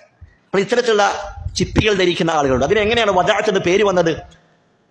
അവർ പറയുന്നത് ഇത്തരത്തിലുള്ള ചിപ്പികൾ, ആ മുത്തുകൾ, അത് കടലെന്താക്കും? അതിലുള്ള മുത്തുകൾ പുറത്തേക്ക് തള്ളും, പുറത്തേക്ക് അത് കൊണ്ടുവരും. അപ്പോൾ യദഅഹു, കടൽ അതിനെ പുറത്തേക്ക് വലിച്ചെറിയുന്നത് കൊണ്ട്, ഉപേക്ഷിക്കുന്നത് കൊണ്ട് അത്തരത്തിലുള്ള വസ്തുക്കൾ അവർ എന്ത് വിളിച്ചു? വദഅത്ത് എന്ന് വിളിച്ചു. അപ്പോൾ ആ വസ്തുക്കളെ കുറിച്ച് ജാഹിലിയത്തിൽ ഉണ്ടായിരുന്ന ആളുകൾക്ക് ചില വിശ്വാസമുണ്ടായിരുന്നു. അവരെന്ത് ചെയ്യും? കടലിൽ നിന്ന്, സമുദ്രത്തിൽ നിന്ന് ലഭിക്കുന്ന ആ ചിപ്പികൾ അത് അവരുടെ മക്കളുടെ കഴുത്തിൽ അണിയിക്കും, അതല്ലെങ്കിൽ മൃഗങ്ങളുടെ കഴുത്തിൽ അണിയിച്ചു കൊടുക്കും. എന്തിനു വേണ്ടിയാണ്? കണ്ണേറ് തട്ടാതിരിക്കാൻ വേണ്ടി. ജാഹിലിയത്തിലുള്ള ആളുകൾ അവർ അപ്രകാരം ചെയ്തിരുന്നു എന്ന് നമുക്ക് കാണാം. അപ്പോൾ റസൂലുള്ളാഹി പറയുകയാണ്, ആരെങ്കിലും ഇത്തരത്തിലുള്ള വദഅത്ത് ധരിച്ചാൽ ഫലാ വദഅ അല്ലാഹു ലഹ്, അല്ലാഹു സുബ്ഹാനഹു വ തആല അവന് സുഖവും സമാധാനവും ഒന്നും നൽകാതിരിക്കട്ടെ. അവൻ എന്തിനു വേണ്ടിയാണ് ധരിച്ചത്? കണ്ണേറ് ലഭിക്കാതെ, കണ്ണേറ് ബാധിക്കാതെ സമാധാനത്തിന് വേണ്ടിയായിരുന്നു. പക്ഷേ അതിന്റെ നേർ വിപരീതമാണ് അത് ധരിക്കുന്നതിലൂടെ അവന് ഒന്ന് ഭവിക്കുന്നത്. അതിനുവേണ്ടിയാണ്, അവനെതിരെയാണ് റസൂലുള്ളാഹി സ്വല്ലല്ലാഹു അലൈഹി വസല്ലമ അവിടെ പ്രാർത്ഥിക്കുന്നത്. അപ്പോൾ വരാനിരിക്കുന്ന ഒരു വിപത്ത് അത് തടയുവാൻ, അതല്ലെങ്കിൽ നമ്മെ ബാധിച്ച ഒരു കാര്യം അത് നീങ്ങിപ്പോകുന്നതിനായി ശരീരത്തിലോ അല്ലെങ്കിൽ മറ്റ് സ്ഥലങ്ങളിലോ ഒക്കെ ഇത്തരം വസ്തുക്കൾ തൂക്കിയിടുക എന്നുള്ള കാര്യം അത് ഹറാമാണ് എന്നതാണ് ഈ ഹദീസും നമ്മെ പഠിപ്പിക്കുന്നത്. വഫീ റിവായത്തിൻ, മറ്റൊരു റിവായത്തിലുണ്ട്, മൻ തഅല്ലഖ തമീമതൻ ഫഖദ് അശ്റക, ആരെങ്കിലും തമീമത്ത് കെട്ടിയാൽ, തമീമത്ത് ബന്ധിച്ചാൽ, തമീമത്ത് എന്ന് പറഞ്ഞാൽ ഏലസ്, അപ്പോൾ അത് കൈകളിൽ കെട്ടുന്നത് മാത്രമല്ല, മറിച്ച് മൃഗങ്ങളിലാകട്ടെ വാഹനങ്ങളിൽ തൂക്കിയിടുന്നതാകട്ടെ എല്ലാം അതിൽ ഉൾപ്പെടുന്ന കാര്യമാണ്. അങ്ങനെ ആരെങ്കിലും ചെയ്താൽ അവൻ അള്ളാഹുവിൽ പങ്കു ചേർത്തിരിക്കുന്നു എന്ന് റസൂലുള്ളാഹി സ്വല്ലല്ലാഹു അലൈഹി വസല്ലമ പറയുകയാണ്. ഈ ഹദീസിന്റെ പിന്നിൽ ഒരു സംഭവമുണ്ട്, ഒരു ചരിത്രമുണ്ട്. അതെന്താണ്? റസൂലുള്ളാഹി സ്വല്ലല്ലാഹു അലൈഹി വസല്ലമയുടെ അടുക്കലേക്ക് 9 ആളുകൾ കടന്നു വന്നു. അവർ റസൂലിനോട് ബൈഅത്ത് ചെയ്യുകയാണ്. ആ സന്ദർഭത്തിൽ റസൂലുള്ള 8 ആളുകൾക്കും കൈ കൊടുത്തു, ബൈഅത്ത് ചെയ്യാൻ കൈ കൊടുത്തു. ഒരാൾക്ക് റസൂലുള്ള കൈ കൊടുത്തില്ല. അതിനുള്ള കാരണം എന്താണ്? റസൂലുള്ള പറയുന്നു, ഇന്ന അലൈഹി തമീമതൻ, അവന്റെ കയ്യിൽ, അവന്റെ ശരീരത്തിൽ തമീമത്തുണ്ട്, ഏലസുണ്ട്. അങ്ങനെ ആ വന്ന വ്യക്തിയിൽ ഒരാൾ ആ തമീമത്ത് അത് പൊട്ടിച്ചു കളഞ്ഞു. ആ സന്ദർഭത്തിലാണ് റസൂലുള്ളാഹി സ്വല്ലല്ലാഹു അലൈഹി വസല്ലമ അദ്ദേഹത്തിന് ബൈഅത്ത് ചെയ്യാൻ കൈ കൊടുത്തത്. എന്നിട്ടാണ് റസൂലുള്ള എന്ത് പറയുന്നത്? മൻ തഅല്ലഖ തമീമതൻ ഫഖദ് അശ്റക, ആരെങ്കിലും തമീമത്ത് ബന്ധിച്ചാൽ അവൻ ശിർക്ക് ചെയ്തിരിക്കുന്നു എന്ന് റസൂലുള്ളാഹി സ്വല്ലല്ലാഹു അലൈഹി വസല്ലമ അവിടുന്ന് പറയുകയുണ്ടായി. ഇനി അടുത്തതായി മുഹമ്മദ് ബിൻ അബ്ദുൽ വഹാബ് റഹിമഹുല്ലാഹ് ഈ അധ്യായത്തിൽ നൽകുന്ന അവസാനത്തെ ഒരു അഥറാണ്. വലിബ്നി അബി ഹാറ്റിം, ഇമാം ഇബ്നു അബി ഹാറ്റിം റഹിമഹുല്ലാഹ് അദ്ദേഹം അൻ ഹുദൈഫ റളിയല്ലാഹു അൻഹുവിൽ നിന്ന് അദ്ദേഹം ഉദ്ധരിക്കുകയാണ്, അന്നഹു റഅ റജുലൻ ഫീ യദിഹി ഖൈതും മിനൽ ഹുമ്മ ഫഖതഅഹു. ഹുമ്മ എന്ന് പറഞ്ഞാൽ എന്താണ്? പനിയാണ്. അപ്പോൾ പനി ബാധിക്കാതിരിക്കാൻ, അതല്ലെങ്കിൽ ബാധിച്ച പനി സുഖപ്പെടാൻ തന്റെ കയ്യിൽ ഒരു ചരട് കെട്ടിയ ഒരു വ്യക്തിയെ ആര് കണ്ടു? ഹുദൈഫ റളിയല്ലാഹു അൻഹു അദ്ദേഹം കണ്ടു. ഫഖതഅഹു, ആ സമയത്ത് ഹുദൈഫ റളിയല്ലാഹു അൻഹു ആ ചരട് അദ്ദേഹം അത് അറുത്തു മാറ്റുകയാണ്, അത് മുറിച്ചു മാറ്റുകയുണ്ടായി. എന്നിട്ട് അദ്ദേഹം ഖുർആനിലെ ഒരു ആയത്ത് ഓതുകയാണ്, വമാ യുഅ്മിനു അക്സറുഹും ബില്ലാഹി ഇല്ലാ വഹും മുശ്രികൂൻ, അല്ലാഹുവിൽ പങ്കു ചേർക്കുന്നവരായിക്കൊണ്ടാണ് അവരിൽ അധിക പേരും അല്ലാഹുവിൽ വിശ്വസിക്കുന്നത് എന്ന് അദ്ദേഹം അതിൽ തെളിവായി ഒരു ആയത്ത് ഓതുകയുണ്ടായി. അപ്പോൾ ഹുദൈഫ റളിയല്ലാഹു അൻഹുവിൽ നിന്ന് ഇതേ ആശയത്തിലുള്ള മറ്റൊരു അസർ ഇമാം ഇബ്നു അബി ശൈബ റഹിമഹുല്ലാഹ് അദ്ദേഹം ഉദ്ധരിക്കുന്നതായി കാണാം. ഹുദൈഫ റളിയല്ലാഹു അൻഹു ഒരിക്കൽ ഒരാളെ സന്ദർശിക്കുകയാണ്, ഒരു രോഗിയെ സന്ദർശിക്കുകയാണ്. ആ സന്ദർഭത്തിൽ ആ രോഗിയുടെ കൈത്തണ്ടയിൽ ഇതേപോലെ ഒരു ചരട് കാണുകയാണ്. അങ്ങനെ അദ്ദേഹം അത് പൊട്ടിച്ചെറിയുകയും എന്നിട്ട് അദ്ദേഹം പറഞ്ഞു, ലൗ മിത്ത വഹുവ അലൈക മാ സല്ലൈതു അലൈക, നീ ഇപ്രകാരം ഈ രൂപത്തിലാണ് നീ മരണപ്പെടുന്നതെങ്കിൽ നിനക്ക് വേണ്ടി ഞാൻ നമസ്കരിക്കില്ലായിരുന്നു എന്ന് ഹുദൈഫ റളിയല്ലാഹു അൻഹു അവിടുന്ന് ശക്തമായ രീതിയിൽ ആക്ഷേപിച്ചുകൊണ്ട് അദ്ദേഹത്തെ ഓർമ്മപ്പെടുത്തുകയുണ്ടായി എന്ന് നമുക്ക് കാണാം. അപ്പോൾ ഹുദൈഫ റളിയല്ലാഹു അൻഹു അദ്ദേഹം ചെയ്ത പ്രവർത്തനം നോക്കൂ. ഒരാളുടെ കയ്യിൽ ചരട് കാണുകയാണ്, അദ്ദേഹം എന്ത് ചെയ്തു? അത് പൊട്ടിച്ചു കളയുകയാണ്. അപ്പോൾ ഇത്തരത്തിൽ ഇതിന്റെ വിശദീകരണത്തിൽ പണ്ഡിതന്മാർ പറഞ്ഞതായി കാണാം, തിന്മകളെ തടയുക, അതുപോലെ തൗഹീദിന്റെ വിഷയത്തിൽ അള്ളാഹു നൽകേണ്ട അള്ളാഹുവിന്റെ അവകാശങ്ങളിൽ അത് ജനങ്ങൾ ലംഘിക്കുന്നത് കാണുമ്പോൾ അതിനെ എതിർക്കാനുള്ള ഒരു മനസ്സ് നമ്മൾ ഉണ്ടായിരിക്കണം. എന്നിട്ട് അദ്ദേഹം പണ്ഡിതന്മാർ ഇതിന്റെ വിശദീകരണത്തിൽ പറഞ്ഞു, പ്രത്യേകിച്ച് തൗഹീദിന്റെ വിഷയത്തിൽ തെറ്റുകൾ കാണുന്ന സന്ദർഭത്തിൽ നമ്മൾ അതിനെ എതിർക്കേണ്ടതുണ്ട്. എന്നാൽ പല ആളുകളും ഇന്ന് എതിർക്കുന്നില്ല.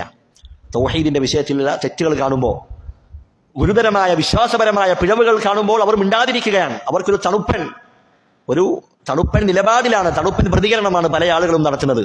എന്നാൽ മറ്റു പല തെറ്റുകളുമുണ്ട്, അവന്റെ ശഹ്വത്തുകൾ കൊണ്ടുണ്ടാകുന്ന തെറ്റുകൾ, വ്യഭിചാരങ്ങൾ, അതുപോലെ തന്നെ പലിശ, കൊലപാതകങ്ങൾ, പ്രണയങ്ങൾ, ഒളിച്ചോട്ടങ്ങൾ, ഇതിനെക്കുറിച്ചൊക്കെ സംസാരിക്കാൻ ആളുകൾ ധാരാളമാണ്.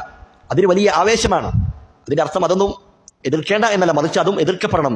പക്ഷേ ഇത്തരത്തിൽ തൗഹീദിനെ, ശിർക്കിനെ കുറിച്ച് പറയാൻ പല ആളുകൾക്കും കഴിയുന്നില്ല. അല്ലെങ്കിൽ ഒരു തണുപ്പൻ രീതിയിലാണ് പല ആളുകളും അതിനെക്കുറിച്ച് പ്രതികരിക്കുന്നത് എന്ന് പണ്ഡിതന്മാർ പറഞ്ഞതായി കാണാം. ചെറിയ ശിർക്ക് എന്ന് പറയുന്നത് അത് വൻ പാപങ്ങളെക്കാളും ഗൗരവമുള്ളതാണ്. ചെറിയ ശിർക്ക് എന്ന് പറയുന്നത് വ്യഭിചാരത്തെക്കാൾ, കൊലപാതകത്തെക്കാൾ ഗൗരവമുള്ളതാണ്.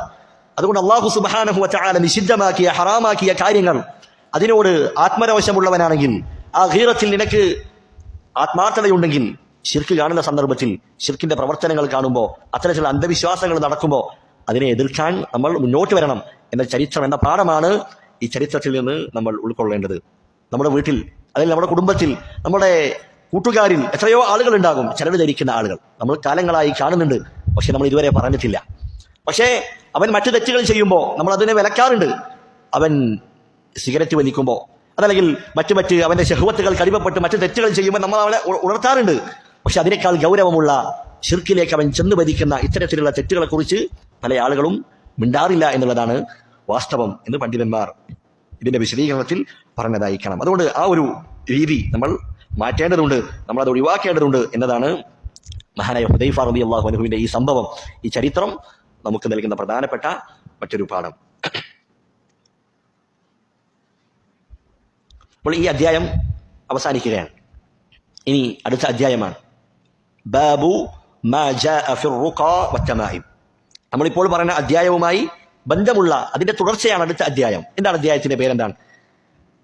ഫിർ റുഖാ വത്തമാഇം. റുഖ എന്ന് പറഞ്ഞാൽ റുഖിയത്ത്, മന്ത്രം. അതിന്റെ ബഹുവചനമാണെന്ത്? അർ റുഖ, മന്ത്രങ്ങൾ. തമായിം എന്ന് പറഞ്ഞാൽ തമീമത്തിന്റെ ബഹുവചനമാണെന്ത്? തമായിം, ഏലസുകൾ. അതുമായി ബന്ധപ്പെട്ട തെളിവുകളാണ് ഇൻഷാ അല്ലാഹ് ഇനി നമ്മൾ വായിക്കാൻ പോകുന്നത്. ഇവിടെ നിങ്ങൾ നോക്കൂ, ഈ അധ്യായത്തിന്റെ ഹെഡിങ്, തലക്കെട്ട് എന്താണ്? ബാബു മാ ജാഅ ഫിർ റുഖാ വത്തമാഇം. മന്ത്രത്തിന്റെയും അതുപോലെ ഏലസുകളുടെയും വിഷയത്തിൽ വന്ന അധ്യായം എന്നാണ്. തൊട്ട് മുൻപ് നമ്മൾ വായിച്ച അധ്യായം എന്താണ്? ബാബുൻ മിന ശിർക്ക്. ശിർക്കിൽപ്പെട്ടതാണെന്ത്? വളയങ്ങൾ ധരിക്കുക, അതുപോലെ ചരട് ധരിക്കുക എന്നുള്ളത്. അപ്പോൾ അതിന്റെ വ്യത്യാസം എന്താണ്? ഇവിടെ എന്തുകൊണ്ട് ശിർക്ക് എന്ന് പറഞ്ഞില്ല? കാരണം റുഖിയ, മന്ത്രം എന്നുള്ളതിൽ ശിർക്കാകുന്നതുമുണ്ട്, ശിർക്കാകാത്ത മന്ത്രവുമുണ്ട്. അതുകൊണ്ടാണ് മുഹമ്മദ് ബിൻ അബ്ദുൽ വഹാബ് റഹിമഹുല്ലാഹ് ഇവിടെ മൊത്തത്തിൽ അത് ശിർക്കാണെന്ന് പറയാതെ ആ അധ്യായങ്ങളെ അതിനെക്കുറിച്ച് പറയുന്ന അധ്യായം, റുഖിയയെക്കുറിച്ചും ഏലസുകളെ കുറിച്ചും പറയുന്ന അധ്യായം എന്ന് മൊത്തത്തിൽ അദ്ദേഹം പറയുകയുണ്ടായത്. ഇവിടെ നമ്മൾ മനസ്സിലാക്കേണ്ട ചില കാര്യങ്ങളുണ്ട്. ഒന്നാമത്തേത്, ഇവിടെ റുഖിയയെയും അതുപോലെ തന്നെ തമീമത്തിനെയും രണ്ടിനെയും ഒരുമിച്ചാണ് പറഞ്ഞിരിക്കുന്നത്. കാരണം എന്താണ്? പണ്ഡിതന്മാർ പറഞ്ഞതായി കാണാം, റുഖിയ, വിലക്കപ്പെട്ട റുഖിയയുണ്ട്, ദീനിൽ വിലക്കപ്പെട്ട മന്ത്രമുണ്ട്. അതുപോലെ തന്നെ തമീമത്ത്, അത് വിലക്കപ്പെട്ട കാര്യമാണ്. അത് രണ്ടിന്റെയും ഹുക്മുകൾ, വിധികൾ പരസ്പരം സാമ്യമുള്ളതാണ്. അതുകൊണ്ടാണ് മുഹമ്മദ് ബിൻ അബ്ദുൽ വഹാബ് റഹിമഹുല്ലാഹ് അവ രണ്ടും ഒരുമിച്ച് പറഞ്ഞിരിക്കുന്നത്. അതുപോലെ തന്നെ ഈ തമീമത്ത് അഥവാ ഏലസ് ധരിക്കുന്ന ആളുകൾ, അവർ ഏലസ് ധരിക്കുന്നതോടൊപ്പം അതിലെന്തുണ്ടാവും? മന്ത്രവും ഉണ്ടാവും. അധികവും മന്ത്രിചൂതിയ ഏലസായിരിക്കും അധിക ആളുകളും ധരിക്കുക. അതുകൊണ്ടാണ് റുഖിയയെയും തമീമത്തിനെയും ഒരുമിച്ച് മുഹമ്മദ് ബിൻ അബ്ദുൽ വഹാബ് റഹിമഹുല്ലാഹ് പറഞ്ഞിട്ടുള്ളത്. ഒരു ഹദീസിൽ നമുക്ക് കാണാം, ഇന്ന റുഖാ വത്തമാഇമ വത്തിവലത ശിർകുൻ. റുഖിയയും അഥവാ ശിർക്കാകുന്ന റുഖിയയുണ്ട്, അതുപോലെ ഏലസുകൾ, അതുപോലെ തിവലത്ത്, ഇതെല്ലാം ശിർക്കാണ് എന്ന് റസൂലുള്ളാഹി സ്വല്ലല്ലാഹു അലൈഹി വസല്ലമയിൽ നിന്ന് ഉദ്ധരിക്കപ്പെടുന്ന ഹദീസ് കാണാം. ആ ഹദീസിന്റെ ഒരു ചരിത്രമുണ്ട്, സംഭവമുണ്ട്. മഹാനായ അബ്ദുല്ലാഹി ബിൻ മസ്ഊദ് റളിയല്ലാഹു അൻഹു അദ്ദേഹത്തിന്റെ ഭാര്യയെ കാണുകയാണ്. ഭാര്യയുടെ കഴുത്തിൽ ഒരു നൂല് കെട്ടിയിട്ടുണ്ട്. ആ സന്ദർഭത്തിൽ അദ്ദേഹം അതിനെക്കുറിച്ച് ചോദിക്കുകയാണ്. അദ്ദേഹത്തിന്റെ ഭാര്യ പറഞ്ഞു, ഖൈതുൻ റുഖിയ ലീ ഫീഹി. അദ്ദേഹത്തിന്റെ ഭാര്യ പറയുകയാണ്, ഈ നൂല് അതെനിക്ക് വേണ്ടി മന്ത്രിച്ചൂതിയ നൂലാണ്, ചരടാണിത്. അപ്പോൾ തമീമത്ത് എന്ന് പറയുന്നത് അതധികവും അതിന്റെ കൂടെ എന്തുണ്ടാവും? മന്ത്രമുണ്ടാകും. അതുകൊണ്ടാണ് ഇമാം മുഹമ്മദ് ബിൻ അബ്ദുൽ വഹാബ് റഹിമഹുല്ലാഹ് അത് രണ്ടും ഒരുമിച്ച് ഈ അധ്യായത്തിൽ സൂചിപ്പിച്ചത് എന്ന് നമുക്ക് കാണാം. ഇൻഷാ അല്ലാഹ് നമ്മൾ ആദ്യമായി പറയുന്നത് റുഖിയയുമായി ബന്ധപ്പെട്ട കാര്യങ്ങളാണ്. നമ്മൾ മുൻപ് പറഞ്ഞതുപോലെ റുഖ എന്ന് പറഞ്ഞാൽ റുഖിയത്ത് എന്നതിന്റെ ബഹുവചനമാണ്, അഥവാ മന്ത്രങ്ങൾ എന്നാണ് അതിന്റെ അർത്ഥം. എന്താണ് അതുകൊണ്ട് ഉദ്ദേശിക്കുന്നത്? പണ്ഡിതന്മാർ പറഞ്ഞു, അന്നഹ അൽഫാദുൻ വഅഖ്വാലുൻ തുഖാലു വതുഖറഉ ബിഖസ്ദി ദഫ്ഇൽ ബലാഇ ഖബ്ല നുസൂലിഹി ഔ റഫ്ഇഹി ബഅദ നുസൂലിഹി. വിപത്തുകൾ, അപകടങ്ങൾ അത് ബാധിച്ചതിന് ശേഷം അതല്ലെങ്കിൽ അതുണ്ടാകുന്നതിന് മുൻപ് അതിനെ നീക്കം ചെയ്യണം എന്ന ലക്ഷ്യത്തോടു കൂടി ഒരാൾ പറയുന്ന, ഓതുന്ന കാര്യങ്ങൾക്കാണ് ഇത് പറയാ റുഖിയ എന്ന് പറയുക. അപ്പോൾ അപകടം ബാധിക്കുന്നതിന് മുൻപാകട്ടെ അല്ലെങ്കിൽ അതിന് ശേഷമാകട്ടെ അത് ഉയർത്തണമെന്ന ഉദ്ദേശത്തോടു കൂടി ഓതുന്ന, പറയുന്ന വാക്കുകൾ, അതിനാണത് റുഖിയ എന്ന് പറയുന്നത്. അപ്പോൾ റുഖിയയുടെ വിഷയത്തിൽ നബി സല്ലല്ലാഹു അലൈഹി വസല്ലമയിൽ നിന്ന് റുഖിയയുമായി ബന്ധപ്പെട്ട ഹദീസുകൾ നമ്മൾ പരിശോധിക്കുമ്പോൾ അത് പല നിലയ്ക്ക് നമുക്ക് കാണാം. ഒന്നാമത്തെ ഇനം ഏതാണ്? റസൂലുള്ളാഹി പറഞ്ഞു റുഖിയ അത് ശിർക്കാണ് എന്ന് പറഞ്ഞ ഹദീസുണ്ട്. ഈ അധ്യായത്തിൽ നമ്മൾ പറയും, ഇന്ന റുഖാ വത്തമാഇമ വത്തിവലത ശിർകുൻ. ഇവിടെ എന്താണ് പറഞ്ഞിരിക്കുന്നത്? റുഖിയ ശിർക്കാണ് എന്നുള്ള കാര്യമാണ്. അതിന്റെ വിശദീകരണം ഇൻഷാ അല്ലാഹ് നമ്മൾ പറയും. രണ്ടാമത്തെ ഇനം ഹദീസുകൾ ഏതാണ്? റസൂലുള്ളാഹി മന്ത്രത്തെ, റുഖിയയെ വിലക്കുന്ന തരത്തിലുള്ള ഹദീസുകൾ നമുക്ക് കാണാൻ കഴിയും. സഹീഹ് മുസ്ലിമിൽ നമുക്ക് കാണാം, മഹാനായ അംർ ബിൻ ഹസ്ൻ അദ്ദേഹത്തിന്റെ കുടുംബം നബി സല്ലല്ലാഹു അലൈഹി വസല്ലമയുടെ അടുക്കലേക്ക് വരികയാണ്. എന്നിട്ട് റസൂലിനോട് അവർ പറഞ്ഞു, റസൂലേ, തേളിന്റെ കുത്തേറ്റാൽ ചെയ്യാനുള്ള ഒരു റുഖിയ അത് ഞങ്ങളുടെ പക്കലുണ്ട് എന്ന് അദ്ദേഹം പറയുകയാണ്. അപ്പോൾ റസൂലുള്ളാഹി സ്വല്ലല്ലാഹു അലൈഹി വസല്ലമ വരുന്നതിന് മുൻപ് തന്നെ ജാഹിലിയ കാലത്ത് തന്നെ അവർ റുഖിയ ചെയ്യാറുണ്ടായിരുന്നു. അപ്പോൾ അവർ പറയുകയാണ്, തേളിന്റെ കുത്തേറ്റാൽ, ആ തേളിന്റെ കുത്ത് അത് പരിക്കേറ്റാൽ അതിനുള്ള റുഖിയ ഞങ്ങളുടെ പക്കലുണ്ട്. പക്ഷേ വഇന്നക നഹൈത അനിർ റുഖ, താങ്കളാണെങ്കിൽ മന്ത്രത്തെ നിരോധിച്ചിരിക്കുകയാണല്ലോ എന്ന് ആ സഹാബി റസൂലിനോട് പറയുകയാണ്. അപ്പോൾ റസൂൽ മന്ത്രം വിലക്കി എന്നുള്ളതാണ് രണ്ടാമത്തെ ഇനം തെളിവുകൾ. മൂന്നാമത്തെ ഇനം തെളിവുകൾ എന്താണ്? നാളെ സ്വർഗത്തിലേക്ക് വിചാരണയില്ലാതെ, അതുപോലെ ശിക്ഷയില്ലാതെ സ്വർഗത്തിലേക്ക് കടക്കുന്ന 70,000 ആളുകളുണ്ട്. അവരെക്കുറിച്ച് സ്വഹീഹ് മുസ്ലിമിൽ വന്ന ഒരു റിവായത്തിൽ കാണാം, ലാ യർഖൂൻ, അവർ റുഖിയ ചെയ്യാത്തവരാണ് എന്ന് സ്വഹീഹ് മുസ്ലിമിൽ ഒരു റിവായത്ത് കാണാം. അപ്പോൾ റുഖിയ ചെയ്യുക എന്നുള്ളത് അത് മക്രൂഹാണ് എന്നറിയിക്കുന്ന ഹദീസാണിത്. നാലാമത്തെ ഇനം തെളിവുകൾ ഏതാണ്? റസൂലുള്ളാഹി സ്വല്ലല്ലാഹു അലൈഹി വസല്ലമ എന്ത് പറഞ്ഞു? ലാ റുഖിയത ഇല്ലാ മിൻ ഐനിൻ ഔ ഹുമ. ഈ ഹദീസ് നമ്മൾ വിശദീകരിച്ചതാണ്. റസൂലുള്ളാഹി പറഞ്ഞു, കണ്ണേറിനും അതുപോലെ വിഷബാധക്കുമല്ലാതെ റുഖിയയില്ല എന്ന് റസൂലുള്ളാഹി പറയുകയാണ്. അപ്പോൾ റസൂലുള്ളാഹി റുഖിയയെ അത് പ്രത്യേകമായ ഇനങ്ങളിൽ ചുരുക്കുകയാണ്. അപ്പോൾ റുഖിയയുടെ വിഷയത്തിൽ 4 രൂപത്തിലാണ് ഹദീസുകൾ വന്നത്. ഒന്നാമത്തേത് അത് ശിർക്കാണ് എന്ന് പറഞ്ഞു. രണ്ടാമത്തെ റസൂലുള്ളാഹി റുഖിയയെ വിലക്കുന്ന ഹദീസുകൾ. മൂന്നാമത്തേതോ റുഖിയ ചെയ്യൽ അത് മക്രൂഹാണ് എന്നറിയിക്കുന്ന ഹദീസ്. നാലാമത്തെ ഇനം ഹദീസുകൾ റുഖിയ അത് പ്രത്യേകമായ കണ്ണേറിനും അതുപോലെ വിഷബാധ ഏറ്റാലുമേ അതിന് മാത്രമാണ് റുഖിയ ഉള്ളത് എന്ന് സൂചിപ്പിക്കുന്ന ഹദീസുകൾ. എന്നാൽ ഈ 4 ഇനം ഹദീസുകൾ അതിന് നേർ വിപരീതമായ ഹദീസുകൾ നമുക്ക് കാണാം. റുഖിയ ശിർക്കാണെന്ന് റസൂലുള്ളാഹി പറഞ്ഞു. പക്ഷേ റസൂലുള്ളാഹി സ്വല്ലല്ലാഹു അലൈഹി വസല്ലമയുടെ അടുക്കൽ ചില ആളുകൾ കടന്നു വരികയാണ്. അവർ റസൂലിന്റെ മുമ്പിൽ റുഖിയ പ്രദർശിപ്പിക്കുകയാണ്. അവർ ജാഹിലിയത്തിൽ ചെയ്തിരുന്ന റുഖിയയാണ്. റസൂൽ എന്ത് പറഞ്ഞു? ആ റുഖിയയിൽ ശിർക്കില്ലെങ്കിൽ വിരോധമില്ല. അപ്പൊ ശിർക്കില്ലാത്ത റുഖിയ എന്താണ്? അനുവദിക്കപ്പെട്ട കാര്യമാണ്. അതുപോലെ തന്നെ റസൂലുള്ളാഹി സ്വല്ലല്ലാഹു അലൈഹി വസല്ലമ അവിടുന്ന് റുഖിയ ചെയ്തിരുന്നു എന്നറിയിക്കുന്ന ധാരാളം ഹദീസുകളുണ്ട്. ആയിഷ റളിയല്ലാഹു അൻഹ പറഞ്ഞതായി കാണാം, കാന ഇദാ ആദ മരീദൻ റഖാഹു. റസൂലുള്ളാഹി ഒരു രോഗിയെ സന്ദർശിച്ചാൽ ആ രോഗിക്ക് റസൂലുള്ളാഹി മന്ത്രിച്ചു കൊടുക്കുമായിരുന്നു. എങ്ങനെയാണ് അവിടുന്ന് മന്ത്രിക്കാറുണ്ടായിരുന്നത്? അദ്ഹബിൽ ബഅസ് റബ്ബൻ നാസി വശ്ഫി അൻത ശാഫി ലാ ശിഫാഅ ഇല്ലാ ശിഫാഉക ശിഫാഅൻ ലാ യുഗാദിറു സഖമ എന്ന പ്രാർത്ഥന റസൂലുള്ളാഹി സ്വല്ലല്ലാഹു അലൈഹി വസല്ലമ രോഗികളെ സന്ദർശിക്കുന്ന സന്ദർഭത്തിൽ അവിടുന്ന് മന്ത്രിക്കാറുണ്ടായിരുന്നു. പണ്ഡിതന്മാർ പറഞ്ഞതായി കാണാം, റസൂലുള്ളാഹി സ്വല്ലല്ലാഹു അലൈഹി വസല്ലമയിൽ നിന്ന് ധാരാളം തവണ ഉദ്ധരിക്കപ്പെട്ട മന്ത്രമാണിത്. അദ്ഹബിൽ ബഅസ് റബ്ബൻ നാസ് വശ്ഫി അൻത ശാഫി ലാ ശിഫാഅ ഇല്ലാ ശിഫാഉക ശിഫാഅൻ ലാ യുഗാദിറു സഖമ എന്നുള്ള പ്രാർത്ഥന റസൂലുള്ളാഹി ധാരാളം തവണ അവിടുത്തെ ഹദീസുകളിൽ നമുക്ക് കാണാം. അപ്പോൾ റസൂലുള്ളാഹി മന്ത്രിച്ചിരുന്നു.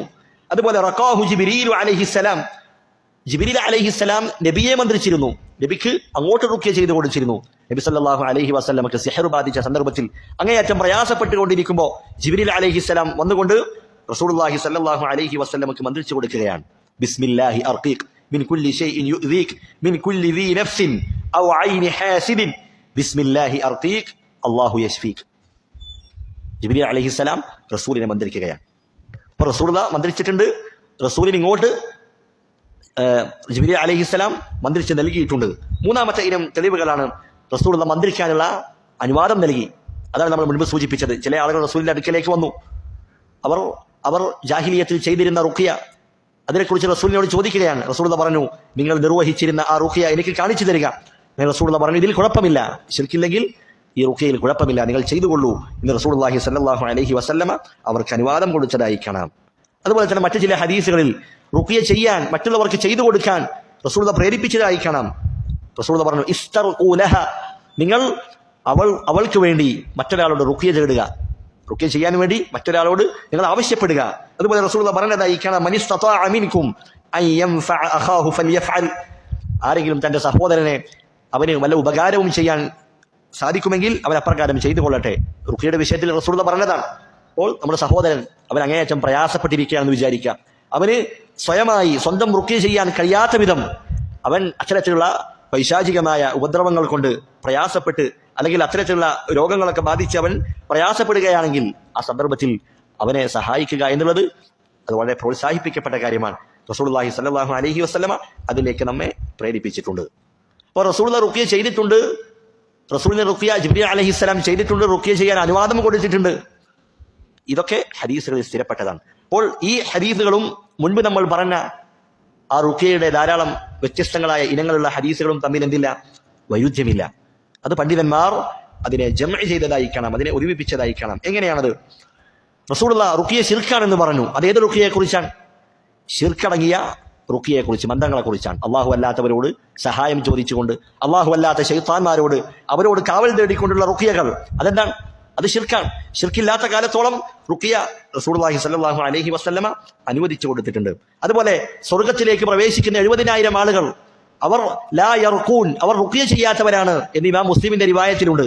പക്ഷേ ഈ ഹദീസ് വിശദീകരിക്കുന്ന ഘട്ടത്തിൽ നമ്മൾ അന്ന് പറഞ്ഞിരുന്നു, ഈ വാക്ക് ലാ യർഖൂൻ, അവർ റുഖിയ ചെയ്യാത്തവരാണ് എന്നുള്ളത് അത് ദഈഫാണ്. ആ വാക്ക് ശാദാണ്, ഒറ്റപ്പെട്ടതാണ്. അത് റാവിക്ക് സംഭവിച്ച അബദ്ധമാണ്. മറിച്ച് എന്താണ്? ലാ യസ്തർഖൂൻ എന്നാണ്. അവർ റുഖിയ ചെയ്യാത്തവർ എന്നല്ല, മറിച്ച് റുഖിയ ചെയ്യാൻ മറ്റുള്ളവരോട് ആവശ്യപ്പെടാത്തവർ, സ്വന്തത്തിനു വേണ്ടി റുഖിയ ചെയ്യാൻ മറ്റുള്ളവരോട് ആവശ്യപ്പെടാത്തവർ, അവരാണത് സ്വർഗത്തിലേക്ക് വിചാരണ കൂടാതെ പ്രവേശിക്കുന്ന 70,000 ആളുകളിൽ ഉൾപ്പെടുന്ന ആളുകൾ. അതുപോലെ തന്നെ റസൂൽ എന്ത് പറഞ്ഞു? കണ്ണേറിനും വിഷബാധക്കുമല്ലാതെ റുഖിയയില്ല. അതിന്റെ അർത്ഥം എന്താണ്? അതിൽ രണ്ടിലും മാത്രമേ റുഖിയ ഉള്ളൂ എന്നതല്ല, മറിച്ച് റുഖിയ ഏറ്റവും ഫലപ്രദമാകുന്നത് ഈ രണ്ട് വിഷയത്തിലാണ്, കണ്ണേറിനും അതുപോലെ വിഷബാധയേറ്റാലും. കാരണം റസൂലുള്ളാഹി സ്വല്ലല്ലാഹു അലൈഹി വസല്ലമ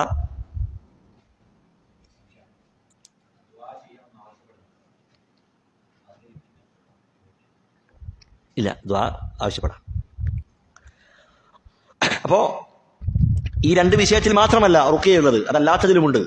സഹീഹ് മുസ്ലിമിൽ നമുക്ക് കാണാം റസൂലുള്ളാഹി സ്വല്ലല്ലാഹു അലൈഹി വസല്ലമ കണ്ണേറിൽ നിന്നും അതുപോലെ തന്നെ വിഷബാധയിൽ നിന്നും അതുപോലെ വന്നംലതി, നംലത്ത് എന്ന് പറഞ്ഞാൽ മനുഷ്യന്റെ ശരീരത്തിൽ അവന്റെ പാർശ്വങ്ങളിൽ അവന്റെ വശങ്ങളിലൊക്കെ ഉണ്ടാകുന്ന ചില വ്രണങ്ങൾ, അതിൽ റുഖിയ ചെയ്യാൻ റസൂലുള്ളാഹി സ്വല്ലല്ലാഹു അലൈഹി വസല്ലമ അനുമതി നൽകിയതായി കാണാം. അപ്പോൾ റുഖിയ എന്നുള്ളത് അത് കണ്ണേറിനും വിഷബാധക്കും മാത്രമല്ല, മറ്റ് വിഷയങ്ങളിലും അതുണ്ട് എന്നറിയിക്കുന്ന ധാരാളം ഹദീസുകളുണ്ട്.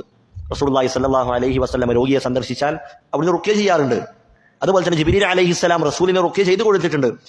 അതെല്ലാം കണ്ണേറിനോ അല്ലെങ്കിൽ വിഷബാധ ഏറ്റിട്ടോ അല്ല. അപ്പോൾ റുഖിയ എന്നുള്ളത് അത് ഈ രണ്ട് വിഷയങ്ങളിൽ പരിമിതമല്ല എന്ന് നമ്മൾ മനസ്സിലാക്കുക. മറിച്ച് അതുകൊണ്ട് അർത്ഥമാക്കുന്നത് എന്താണ്? കണ്ണേറിനും അതുപോലെ വിഷബാധക്കുമാണ് റുഖിയ ഏറ്റവും ഫലപ്രദമാവുക എന്നതാണ് അതിന്റെ ഉദ്ദേശമെന്ന് പണ്ഡിതന്മാർ പറഞ്ഞതായി കാണാം. ഇനി ഈ റുഖിയയെ പണ്ഡിതന്മാർ രണ്ട് ഇനങ്ങളായി തിരിച്ചിട്ടുണ്ട്. റുഖിയത്തുൻ മംനൂഅത്തുൻ വറുഖിയത്തുൻ മശ്റൂഅത്തുൻ. മംനൂഅ എന്ന് പറഞ്ഞാൽ ദീനിൽ വിലക്കപ്പെട്ടത്, ഹറാമായ റുഖിയ, ചെയ്യാൻ പാടില്ല.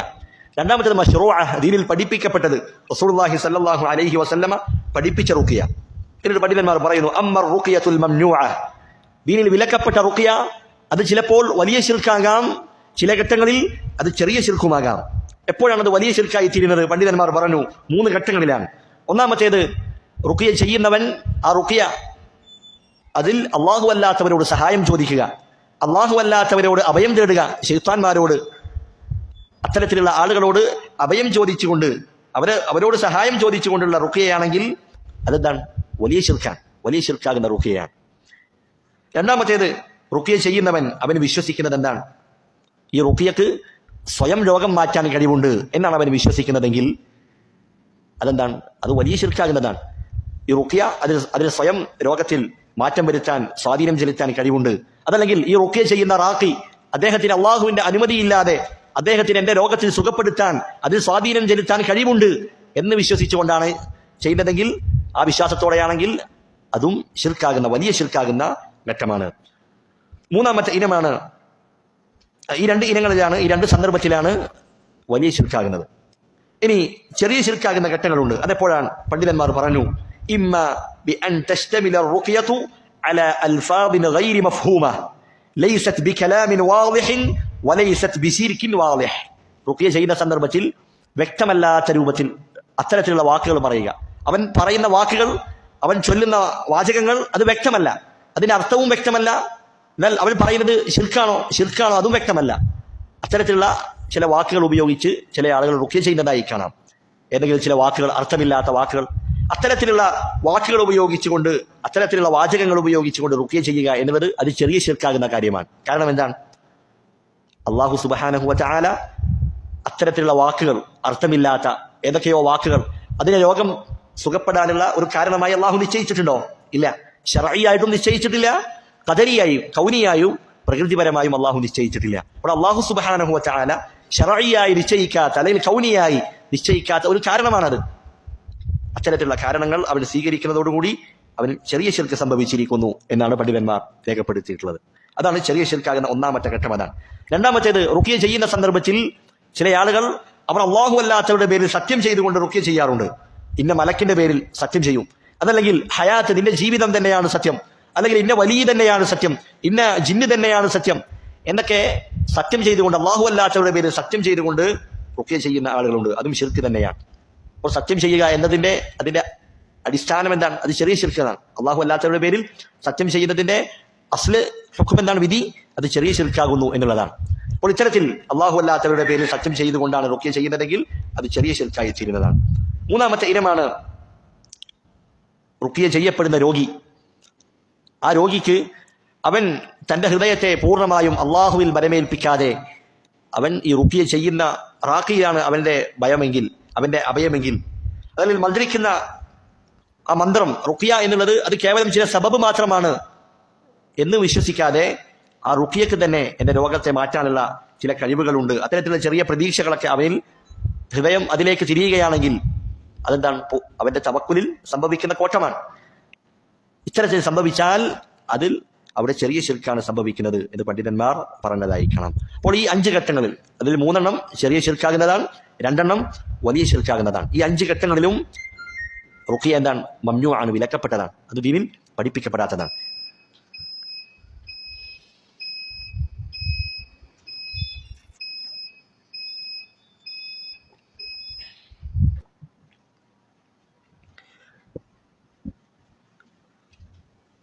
അപ്പോൾ മുകളിൽ സൂചിപ്പിച്ച ഈ ഘട്ടങ്ങളിൽ റുഖ്യ അത് വിലക്കപ്പെട്ടതാണ്, മംനൂ ആണ്. അത് വലിയ ശിർക്കാകുന്ന ഘട്ടമുണ്ട്, ചെറിയ ശിർക്കായി തീരുന്ന ഘട്ടവുമുണ്ട്. ഇനി അമ്മർ റുഖ്യത്തുൽ മശ്റൂഅ, ദീനിൽ പഠിപ്പിക്കപ്പെട്ട റുഖ്യ, ശറഅാക്കപ്പെട്ട റുഖ്യ, പണ്ഡിതന്മാർ പറയുകയാണ് 3 നിബന്ധനകൾ, 3 ഷർത്തുകൾ ഒരുമിച്ച് ചേർന്നാൽ അതെന്താണ്? അത് ശറഈയായ നബി സല്ലല്ലാഹു അലൈഹി വസല്ലം പഠിപ്പിച്ച റുഖ്യയാണ്. ഏതൊക്കെയാണ് 3 നിബന്ധനകൾ? ഒന്നാമത്തേത് അൻ തകൂന ബികലാമില്ലാഹ് ഔ ബിഅസ്മാഇഹി വസിഫാതിഹി, അല്ലാഹുവിന്റെ കലാം കൊണ്ട് അഥവാ ഖുർആൻ കൊണ്ട്, അതുകൊണ്ട് അല്ലാഹുവിന്റെ നാമങ്ങൾ, അല്ലാഹുവിന്റെ വിശേഷണങ്ങൾ, അതുകൊണ്ട് നീ റുഖ്യ ചെയ്യുക, ഖുർആൻ ഓതുക, അല്ലാഹുവിന്റെ നാമങ്ങൾ വിശേഷണങ്ങൾ കൊണ്ട് അവനെ മന്ത്രിക്കുക.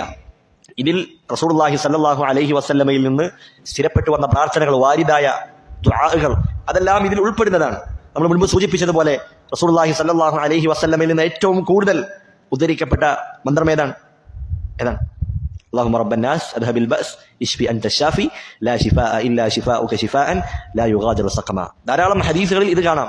റസൂലുള്ള രോഗികളെ സന്ദർശിക്കുന്ന സന്ദർഭത്തിൽ ഇത് ധാരാളമായി പറഞ്ഞിരുന്നു, അവർക്ക് വേണ്ടി മന്ത്രിച്ചിരുന്നു എന്ന് നമുക്ക് കാണാം. അപ്പോൾ ഒന്നാമത്തേത് അതാണ്, അള്ളാഹുവിന്റെ കലാം, അള്ളാഹുവിന്റെ നാമങ്ങൾ, അള്ളാഹുവിന്റെ വിശേഷണങ്ങൾ. രണ്ടാമത്തെ നിബന്ധനയാണ് അൻ തകൂന ഹാദിഹി റുഖ്യതു ബികലാമിൻ അറബിയ്യിൻ വാദിഹിൻ ഔ മിമ്മാ യുഫ്ഹമു മിൻ ഗൈരിഹാ. റുഖ്യ ചെയ്യുന്നത് അത് വ്യക്തമായ അറബി ഭാഷയിലായിരിക്കണം. അറബി അറിയുന്ന ആളാണെങ്കിൽ ആ വ്യക്തമായ അറബി ഭാഷയിലായിരിക്കണം അവൻ പറയുന്ന റുഖ്യ, അത് വ്യക്തമായിരിക്കണം. ഇനി അറബി അല്ലാത്ത ആളാണെങ്കിൽ, അറബി അറിയാത്ത ആളാണെങ്കിൽ അവൻ സംസാരിക്കുന്ന ഭാഷ ഏതാണോ അതിൽ അർത്ഥമറിയുന്ന വാക്കുകളായിരിക്കണം. അത് പ്രധാനപ്പെട്ട കാര്യമാണ്. അതല്ലാതെ അർത്ഥമറിയാത്ത ചില വാക്കുകൾ കൊണ്ട് റുഖ്യ ചെയ്യുന്ന ആളുകളുണ്ട്. ഹാ ഹു എന്നൊക്കെ പറഞ്ഞുകൊണ്ട് അർത്ഥമറിയാത്ത, അല്ലെങ്കിൽ ആളുകൾക്ക് വ്യക്തമാകാത്ത വാക്കുകൾ കൊണ്ട് റുഖ്യ ചെയ്യുന്നത് അതെന്തല്ല? അത് ശർഈയായി പഠിപ്പിക്കപ്പെട്ട റുഖ്യയല്ല. അത്തരം റുഖ്യകൾ നമ്മൾ മുൻപ് പറഞ്ഞതുപോലെ അതേതാണ് ചെറിയ ശിർക്കാകുന്നതാണ്. കാരണം ഇത്തരത്തിലുള്ള വ്യക്തമല്ലാത്ത വാക്കുകൾ അത് അല്ലാഹു സുബ്ഹാനഹു വ തആല രോഗം മാറാനുള്ള കാരണമായി നിശ്ചയിച്ചിട്ടില്ല. ശർഈയായിട്ടും ഖദരിയായിട്ടും കൗനിയായിട്ടും അല്ലാഹു നിശ്ചയിക്കാത്ത കാര്യമാണ്. അതുകൊണ്ട് അത് ചെറിയ ശിർക്കായി തീരുന്നതാണ്. അപ്പോൾ ഇത്തരത്തിൽ വ്യക്തമായ വാക്കുകളായിരിക്കണം, അർത്ഥമുള്ള പദങ്ങളായിരിക്കണം എന്ന് നമ്മൾ പ്രത്യേകം ശ്രദ്ധിക്കുക. മൂന്നാമത്തേതാണ് റുഖ്യ ചെയ്യുന്ന സന്ദർഭത്തിൽ റുഖ്യ ചെയ്യുന്നവനും അത് ചെയ്യപ്പെടുന്നവനും അവന്റെ ഹൃദയം അത് അള്ളാഹുവിലായിരിക്കണം അവലംബിച്ചിരിക്കേണ്ടത്. പൂർണ്ണമായ അവലംബം അള്ളാഹുവിലാണ്. ഈ റുഖ്യ അത് കേവലം ഒരു കാരണമാണ്. അതുപോലെ റുഖ്യ ചെയ്യുന്നവൻ ആ റാഖി അതൊരു കാരണം മാത്രമാണ്. എന്റെ രോഗം സുഖപ്പെടുത്തുന്നത്, അതുപോലെ എന്റെ പ്രയാസത്തെ നീക്കുന്നത്, എന്റെ ബുദ്ധിമുട്ടുകളെ ഇല്ലാതെയാക്കുന്നത് അത് അല്ലാഹു സുബ്ഹാനഹു വ തആലയാണ്. അള്ളാഹുവിലായിരിക്കണം അവന്റെ ഹൃദയത്തിന്റെ അവലംബം, അള്ളാഹുവിലായിരിക്കണം തവക്കുലുണ്ടായിരിക്കേണ്ടത്. ഈ 3 നിബന്ധനകൾ ഒരുമിച്ചാൽ റുഖ്യ എന്താണ്? അത് ശർആണ്, മശ്റൂആക്കപ്പെട്ട റുഖ്യയാണ് എന്ന് പണ്ഡിതന്മാർ രേഖപ്പെടുത്തിയതായി കാണാം. ഇതാണ് റുഖ്യയുടെ 2 ഇനങ്ങളുമായി ബന്ധപ്പെട്ട് നമ്മൾ മനസ്സിലാക്കേണ്ടത്. ഇനി പണ്ഡിതന്മാർ അതിനോടൊപ്പം ചേർത്ത് പറഞ്ഞ കാര്യമാണ്, റുഖ്യ ചെയ്യുന്ന ആളുകൾ അവർക്കനുസരിച്ച് ചില ഹുക്കുമുകൾ അവർ പറഞ്ഞതായി കാണാം. ഒന്നാമത്തേത് റുഖ്യ ചെയ്യുന്ന ആൾ, അയാൾ സ്വയം റുഖ്യ ചെയ്യുകയാണ്, അതുപോലെ മറ്റൊരാൾക്ക് വേണ്ടി റുഖ്യ ചെയ്തു കൊടുക്കുകയാണ്. അർറാഖി ബിനഫ്സിഹി ലിനഫ്സിഹി ഔ ലിഗൈരിഹി, സ്വന്തത്തിന് വേണ്ടി അല്ലെങ്കിൽ മറ്റൊരാൾക്ക് വേണ്ടി റുഖ്യ ചെയ്യുക. അതെന്താണ്? ദീനിൽ പഠിപ്പിക്കപ്പെട്ട കാര്യമാണ്, റസൂലുള്ളാഹ് പ്രോത്സാഹിപ്പിച്ച കാര്യമാണ്. ഒരാൾ അള്ളാഹുവിനോട് സ്വന്തത്തിന് വേണ്ടി റുഖ്യ ചെയ്യുകയാണ്, ഞാൻ എനിക്ക് വേണ്ടി മന്ത്രിക്കുകയാണ്, അവിടെ ഞാൻ അള്ളാഹുവിലേക്ക് അഭയം ചോദിക്കുകയാണ്. അള്ളാഹുവിന്റെ മുമ്പിൽ അങ്ങേയറ്റം വിനയാന്വിതനായി എൻ്റെ പ്രയാസങ്ങൾ അള്ളാഹുവിനോട് പറയുകയാണ്. അള്ളാഹുവിന്റെ നാമങ്ങൾ വിശേഷണങ്ങളൊക്കെ മുൻനിർത്തിക്കൊണ്ട് അള്ളാഹുവിലേക്ക് താഴുന്ന രംഗമാണ് റുഖ്യ എന്ന് പറയുന്നത്. അതുകൊണ്ട് തന്നെ പണ്ഡിതന്മാർ പറഞ്ഞു, റുഖ്യ എന്ന് പറയുന്ന ഇബാദത്ത് അതിൽ തൗഹീദിന്റെ 3 ഇനങ്ങളും ഒരുമിച്ച് വരുന്നുണ്ട്. എങ്ങനെയാണ്? ഒന്നാമത്തെ തൗഹീദ് റുബൂബിയ്യ, നമ്മൾ അള്ളാഹുവിലേക്കാണ് അഭയം ചെല്ലുന്നത്, അള്ളാഹുവിലേക്കാണ് നമ്മൾ താഴ്മ കാണിച്ച് ചെല്ലുന്നത്. രണ്ടാമത്തേത് അള്ളാഹുവിനോട് നമ്മൾ ചോദിക്കുകയാണ്, നമ്മുടെ പ്രയാസങ്ങൾ നമ്മൾ പ്രാർത്ഥിക്കുകയാണ്, അള്ളാഹുവിന്റെ നാമങ്ങൾ വിശേഷണങ്ങളൊക്കെ മുൻനിർത്തിക്കൊണ്ട് നമ്മൾ അള്ളാഹുവിനോട് ചോദിക്കുകയാണ്. അപ്പോൾ അത്തരത്തിൽ നിർവഹിക്കുന്ന മഹത്തരമായ ഒരു ഇബാദത്താണെന്ത്? റുഖ്യ എന്ന് പറയുന്നത്. അത് സ്വന്തത്തിന് വേണ്ടി ചെയ്യുക, അതോടൊപ്പം മറ്റുള്ളവർക്ക് ചെയ്തു കൊടുക്കുക എന്നുള്ളത് അത് റസൂലുള്ളാഹി പ്രത്യേകം പ്രോത്സാഹിപ്പിച്ച കാര്യമാണ്. തന്റെ സഹോദരനെ സഹായിക്കാൻ കഴിയുമെങ്കിൽ അവൻ അപ്രകാരം ചെയ്തു കൊള്ളട്ടെ എന്ന് റസൂലുള്ളാഹി സ്വല്ലല്ലാഹു അലൈഹി വസല്ലമ അവിടുന്ന് പറഞ്ഞിട്ടുണ്ട്. ഇതാണ് ഒന്നാമത്തെ വിഭാഗം ആളുകൾ, സ്വന്തത്തിന് വേണ്ടി ഒക്കെ ചെയ്യുക അല്ലെങ്കിൽ മറ്റുള്ളവർക്ക് ചെയ്തു കൊടുക്കുക. അത് മുസ്തഹബായ പ്രോത്സാഹിപ്പിക്കപ്പെട്ട കാര്യമാണ്. രണ്ടാമത്തേത് അമ്മാ ബിന്നിസ്ബതി ലിൽ മർഖി, റുഖ്യ ചെയ്യപ്പെടുന്നവൻ അയാൾ ആവശ്യപ്പെടാതെ അയാൾക്ക് വേണ്ടി മറ്റൊരാൾ റുഖ്യ ചെയ്യുകയാണ്. ഏതുപോലെ റസൂലുള്ളാഹി സ്വല്ലല്ലാഹു അലൈഹി വസല്ലമക്ക് ജിബ്രീൽ അലൈഹിസ്സലാം റുഖ്യ ചെയ്തിട്ടുണ്ട്. നബി അങ്ങോട്ട് ആവശ്യപ്പെട്ടതല്ല, മറിച്ച് ആവശ്യപ്പെടാതെ ഇങ്ങോട്ട് റുഖ്യ ചെയ്തതാണ്. ആ സന്ദർഭത്തിൽ നമുക്ക് എന്താക്കാം? റുഖ്യ സ്വീകരിക്കാം, അത് അനുവദനീയമാണ്, ജായിസാണ്, അതിന് കുഴപ്പമില്ല. റസൂലുള്ളാഹി സ്വല്ലല്ലാഹു അലൈഹി വസല്ലമക്ക് ആര് മന്ത്രിച്ചു കൊടുത്തിട്ടുണ്ട്? പ്രിയപ്പെട്ട ഭാര്യ ആയിഷ റളിയല്ലാഹു അൻഹ അവിടുന്ന് മന്ത്രിച്ചു കൊടുത്തിട്ടുണ്ട്. അപ്പോൾ നമ്മൾ രോഗിയായി കിടക്കുകയാണ്, നമ്മൾ ഒരാൾ സന്ദർശിക്കാൻ വന്നു, നമ്മൾ അയാളോട് ആവശ്യപ്പെടാതെ അയാൾ നമുക്ക് മന്ത്രിച്ചു തരുമ്പോൾ നമുക്ക് എന്ത് ചെയ്യാം? അത് സ്വീകരിക്കാം, അതിലെന്തില്ല? കുഴപ്പമില്ല, അത് അനുവദിക്കപ്പെട്ട കാര്യമാണ്. മൂന്നാമത്തേതാണ് അൽ മുസ്തർഖി, ഒരാൾ അയാൾക്ക് വേണ്ടി എനിക്ക് വേണ്ടി റുഖ്യ ചെയ്യാൻ മറ്റൊരാളോട് ആവശ്യപ്പെടുക. പണ്ഡിതന്മാർ പറഞ്ഞു അത് ഒഴിവാക്കലാണെന്ത്? ഏറ്റവും ഉത്തമമായിട്ടുള്ള കാര്യം. എനിക്ക് വേണ്ടി, പ്രത്യേകം ശ്രദ്ധിക്കണം, ഞാൻ എനിക്ക് വേണ്ടി റുഖ്യ ചെയ്യാൻ ആവശ്യപ്പെടലാണ്. എന്നാൽ ഞാൻ മറ്റൊരാൾക്ക് വേണ്ടി ഒരാളോട് ആവശ്യപ്പെടാം, അത് ഹദീസുകളിൽ വന്നിട്ടുണ്ട്. കാരണം റസൂലുള്ളാഹി സ്വല്ലല്ലാഹു അലൈഹി വസല്ലമ ഒരു പെൺകുട്ടിക്ക് വേണ്ടി നിങ്ങൾ അവൾക്ക് വേണ്ടി റുഖ്യ ആവശ്യപ്പെടൂ എന്ന് ഹദീസുകളിൽ സ്ഥിരപ്പെട്ടിട്ടുണ്ട്. അപ്പോൾ അയാൾക്ക് വേണ്ടി മറ്റൊരാളോട് റുഖ്യ ആവശ്യപ്പെടുന്നത് അത് ഒഴിവാക്കാനാണ് ഒരു മുസ്ലിമായ ഒരു വ്യക്തി പരിശ്രമിക്കേണ്ടത്. അങ്ങനെയാണെങ്കിൽ അവൻ ഏത് വിഭാഗത്തിൽ ഉൾപ്പെടാം? വിചാരണയില്ലാതെ ശിക്ഷയില്ലാതെ സ്വർഗത്തിലേക്ക് പ്രവേശിക്കുന്ന 70,000 ആളുകൾ, അവരുടെ ഒരു വിശേഷണമാണെന്ത്? ലാ യസ്തർഖൂൻ, അവർ മറ്റുള്ളവരോട് സ്വന്തത്തിന് വേണ്ടി റുഖ്യ ആവശ്യപ്പെടാത്തവരാണ് എന്ന് റസൂലുള്ളാഹി സ്വല്ലല്ലാഹു അലൈഹി വസല്ലമ പറഞ്ഞിട്ടുണ്ട്. കാരണം മറ്റുള്ളവരോട് റുഖ്യ ആവശ്യപ്പെടുക എന്നുള്ളത് അത് അവന്റെ മുൻപിൽ നാം ഒന്ന് വിനയപ്പെടുന്നതിന്റെ ഭാഗമാണ്, അതിലൊരു വിധേയത്വം വരുന്നുണ്ട്. അതുപോലെ ആ റുഖ്യ ചെയ്യുന്ന ആളോട് നമ്മുടെ ഹൃദയത്തിൽ ചെറിയൊരു അടുപ്പം അല്ലെങ്കിൽ നമ്മുടെ ഹൃദയത്തിൽ ചെറിയൊരു ചാഞ്ചാട്ടം ഉണ്ടാകാനുള്ള സാധ്യതകളൊക്കെ ഉണ്ട്. അത് തവക്കുലിന്റെ പൂർണ്ണതയെ ബാധിക്കുന്നതായതിനാൽ അത്തരത്തിലുള്ള കാര്യങ്ങളൊക്കെ ഒഴിവാക്കുന്ന ആളുകൾ അവരാണ് തൗഹീദിനെ തഹ്ഖീഖ് ചെയ്ത ആളുകൾ, സാക്ഷാത്കരിച്ച ആളുകൾ. അവരുടെ വിശേഷണമായിക്കൊണ്ടാണ് റസൂലുള്ളാഹി ലാ യസ്തർഖൂൻ എന്ന് പറഞ്ഞിട്ടുള്ളത്. അപ്പോൾ ഈ മൂന്ന് വിഭാഗം ആളുകളെ കുറിച്ചും നമ്മൾ മനസ്സിലാക്കേണ്ടതുണ്ട്. റുഖ്യയുമായി ബന്ധപ്പെട്ട അടുത്തൊരു കാര്യമായി പണ്ഡിതന്മാർ പറഞ്ഞു സിഫത്തുർ റുഖ്യ, റുഖ്യയുടെ രൂപം. റസൂലുള്ളാഹി സ്വല്ലല്ലാഹു അലൈഹി വസല്ലമയിൽ നിന്ന് 4 രൂപത്തിൽ റുഖ്യയുടെ അതിന്റെ രൂപം സ്ഥിരപ്പെട്ടു വന്നിട്ടുണ്ട്. ഒന്നാമത്തേത് അൻ തകൂന റുഖ്യതു മഅ തഫ്ലിൻ, റസൂലുള്ളാഹി റുഖ്യ ചെയ്യുന്ന സന്ദർഭത്തിൽ അവിടുന്ന് ഓതുന്ന അധ്യായങ്ങൾ, പ്രാർത്ഥനകൾ, അതോടൊപ്പം ഉമനീര് തെറിപ്പിച്ചുകൊണ്ട് അവിടുന്ന് എന്താക്കുക? ഓതുക എന്നുള്ളത്. അതാണ് ഒന്നാമത്തെ രീതി. ആയിഷ റളിയല്ലാഹു അൻഹ പറഞ്ഞതായി കാണാം, കാന ഇദാ മരിദ അഹദുൻ മിൻ അഹ്ലി നബി സല്ലല്ലാഹു അലൈഹി വസല്ലം, നബിയുടെ കുടുംബത്തിൽ ആരെങ്കിലും ഒക്കെ രോഗം ബാധിച്ചാൽ നഫസ അലൈഹി ബിൽ മുഅവ്വിദാത്ത്, റസൂലുള്ളാഹി സൂറത്തുൽ ഫലഖും നാസും ഒക്കെ ഓതിക്കൊണ്ട് അവിടുന്ന് ഉമനീര് തെറിപ്പിച്ചുകൊണ്ട് അവരെ മന്ത്രിക്കാറുണ്ടായിരുന്നു എന്ന് ഹദീസുകളിൽ നമുക്ക് കാണാൻ കഴിയുന്നതാണ്. അതുപോലെ തന്നെ സഹീഹ് മുസ്ലിമിൽ നമുക്ക് കാണാം, ഒരു ഗോത്രത്തലവൻ അദ്ദേഹത്തിന് പാമ്പ് കടിയേറ്റ സംഭവം ഉദ്ധരിക്കുന്ന ഹദീസിൽ അവിടെ ആ ഗോത്രത്തിലെ അതിന്റെ ആ തലവനെ, മുതിർന്ന ആൾക്ക് പാമ്പ് കടിയേറ്റു. ആ സന്ദർഭത്തിൽ റസൂലിന്റെ സഹാബത്ത്, അവരിൽപ്പെട്ട ചില ആളുകൾ അവർ ഫാത്തിഹ ഓതുകയും എന്നിട്ട് ഇത്തരത്തിൽ ഉമനീര് തെറിപ്പിച്ചുകൊണ്ട് അദ്ദേഹത്തിന്റെ മേൽ ഊതുകയും ചെയ്തു എന്ന് നമുക്ക് കാണാൻ കഴിയുന്നതാണ്. ഇതാണ് റുഖ്യയുടെ ഒന്നാമത്തെ രൂപം, ഉമനീര് തെറിപ്പിച്ചുകൊണ്ട് ഊതുക എന്നുള്ളത്. രണ്ടാമത്തേത് ഓതുക, പക്ഷേ ഇത്തരത്തിൽ ഉമനീര് തെറിപ്പിക്കാതെ വെറും റുഖ്യ മാത്രം, ഓത്ത് മാത്രം. അതും ധാരാളം ഹദീസുകളിൽ നമുക്ക് കാണാൻ കഴിയും. റസൂലുള്ളാഹി രോഗിയെ സന്ദർശിച്ചപ്പോൾ അവിടെ എന്ത് പറഞ്ഞു? അല്ലാഹുമ്മ റബ്ബന്നാസ് എന്നുള്ള പ്രാർത്ഥന നിർവഹിച്ചു. അവിടെ എന്തില്ല? അവിടെ ഓതി അല്ലെങ്കിൽ ഇത്തരത്തിൽ ഉമനീര് തെറിപ്പിച്ചുകൊണ്ട് ഊതി എന്ന് നമുക്ക് ഹദീസുകളിൽ കാണാൻ കഴിയില്ല. അതുപോലെ തന്നെ മഹാനായ അനസ് റളിയല്ലാഹു അൻഹു അദ്ദേഹം തന്റെ ശിഷ്യനായ സാബിത്ത് ബിൻ ബുനാനി റഹിമഹുല്ലാഹ് അദ്ദേഹം രോഗബാധിതനായിരിക്കെ അദ്ദേഹത്തെ സന്ദർശിക്കുകയുണ്ടായി. എന്നിട്ട് അദ്ദേഹത്തോട് ചോദിക്കുകയാണ്, അലാ അർഖീക ബിറുഖിയത്തിൻ നബിയ്യി സല്ലല്ലാഹു അലൈഹി വസല്ലം, നബി സല്ലല്ലാഹു അലൈഹി വസല്ലം ചെയ്തിരുന്ന റുഖിയ മന്ത്രം ഞാൻ നിന്നെ മന്ത്രിക്കട്ടെ, ആ രൂപത്തിൽ നിന്നെ ഞാൻ മന്ത്രിക്കട്ടെ. എന്നിട്ട് മഹാനായ അനസ് റളിയല്ലാഹു അൻഹു അവിടുന്ന് നബിയുടെ റുഖിയയുടെ രൂപം പഠിപ്പിച്ചു കൊടുക്കുകയാണ്. അവിടെയും എന്ത് പറഞ്ഞില്ല, അദ്ദേഹം ഉമനീര് തെറിപ്പിച്ചുകൊണ്ട് ഊതിയിരുന്നു എന്ന് പറഞ്ഞില്ല. അപ്പോൾ ഇതും ഈ രൂപവും റസൂലുള്ളാഹി സ്വല്ലല്ലാഹു അലൈഹി വസല്ലമയിൽ നിന്ന് സ്ഥിരപ്പെട്ടു വന്നതാണ്. അപ്പോൾ ഇതാണ് രണ്ടാമത്തെ രൂപം, ഉമനീര് തെറിപ്പിക്കാതെ കേവലം പാരായണം ചെയ്യുക എന്നുള്ള കാര്യം, അല്ലെങ്കിൽ പ്രാർത്ഥിക്കുക എന്നുള്ളത്. മൂന്നാമത്തെ രൂപമാണ് അൻ യജ്മഅൽ ഇൻസാനു മഅൽ ഖിറാഅതി അൽ മസ്ഹ അലൽ മൗദിഇൽ മുസാബി ഔ വദഅൽ യദി അലൈഹി. ഓതുക, അതോടൊപ്പം അവന് ഏത് അവയവത്തിലാണോ പ്രയാസമുള്ളത്, ഏത് അവയവത്തിലാണോ വേദനയുള്ളത് അവിടെ കൈവച്ചുകൊണ്ട് തടവുക എന്നുള്ളതും അതും റസൂലുള്ളാഹി സ്വല്ലല്ലാഹു അലൈഹി വസല്ലമയിൽ നിന്ന് സ്ഥിരപ്പെട്ട റുഖിയയുടെ ഒരു രൂപമാണ്. ആയിഷ റളിയല്ലാഹു അൻഹ പറഞ്ഞതായി കാണാം, റസൂലുള്ളാഹി സ്വല്ലല്ലാഹു അലൈഹി വസല്ലമ അവിടുന്ന് രോഗം ബാധിക്കുന്ന സന്ദർഭത്തിൽ റഖാ നഫ്സഹു വമസഹ ബിയദി, റസൂലുള്ളാഹി സ്വന്തം റുഖിയ ചെയ്യും, എന്നിട്ടോ റസൂലുള്ളാഹി തന്റെ കൈകൊണ്ട് തടവും. എന്നിട്ട് പറയുകയാണ് ഫലമ്മ ഇഷ്തകൻ നബിയു, റസൂലിന്റെ രോഗം അത് കഠിനമാവുകയാണ്, അഥവാ മരണാസന്ന സമയത്ത് റസൂലിന്റെ രോഗം അതിപ്രയാസമാവുകയാണ്. ആ സമയത്ത് ആയിഷ റളിയല്ലാഹു അൻഹ അവർ മന്ത്രിക്കും, എന്നിട്ടോ റസൂലിന്റെ കൈകളിൽ ഊതി റസൂലിന്റെ കൈ കൊണ്ട് തടവും. എന്തിനു വേണ്ടിയാണ്? റസൂലിന്റെ കൈയിന്റെ ആ ബറക്കത്ത് ലഭിക്കുന്നതിന് വേണ്ടി. അപ്പോൾ ഓതുകയും അതോടൊപ്പം കൈകൊണ്ട് തടവുകയും ചെയ്യുക, നമ്മുടെ ശരീരത്തിൽ തടവുകയും ചെയ്യുക, ഇതും റസൂലുള്ളാഹി സ്വല്ലല്ലാഹു അലൈഹി വസല്ലമയിൽ നിന്ന് സ്ഥിരപ്പെട്ട റുഖിയയുടെ മൂന്നാമത്തെ രൂപമാണ്. സഹീഹ് മുസ്ലിമിൽ നമുക്ക് കാണാം, മഹാനായ സഹാബി ഉസ്മാൻ ഇബ്നു അബിൽ ആസ് അദ്ദേഹം റസൂലിനോട് ചോദിക്കുകയാണ്, റസൂലെ, അദ്ദേഹം ഇസ്ലാം സ്വീകരിച്ചത് മുതൽ അദ്ദേഹത്തിന്റെ ശരീരത്തിന്റെ ഒരു ഭാഗത്ത് അദ്ദേഹത്തിന് വേദന അനുഭവപ്പെടുന്നുണ്ട്. അദ്ദേഹം പറയുക, ഞാൻ ഇസ്ലാം സ്വീകരിച്ച അന്ന് മുതൽ എനിക്കിവിടെ വേദന അനുഭവപ്പെടുന്നുണ്ട്. ആ സമയത്ത് റസൂൽ പറയുകയാണ്, നിനക്ക് വേദന ബാധിച്ച ആ സ്ഥലത്ത് നീ കൈവെക്കുക, എന്നിട്ടോ ബിസ്മില്ലാഹി സലാസ, 3 തവണ ബിസ്മില്ലാ എന്ന് പറയുക.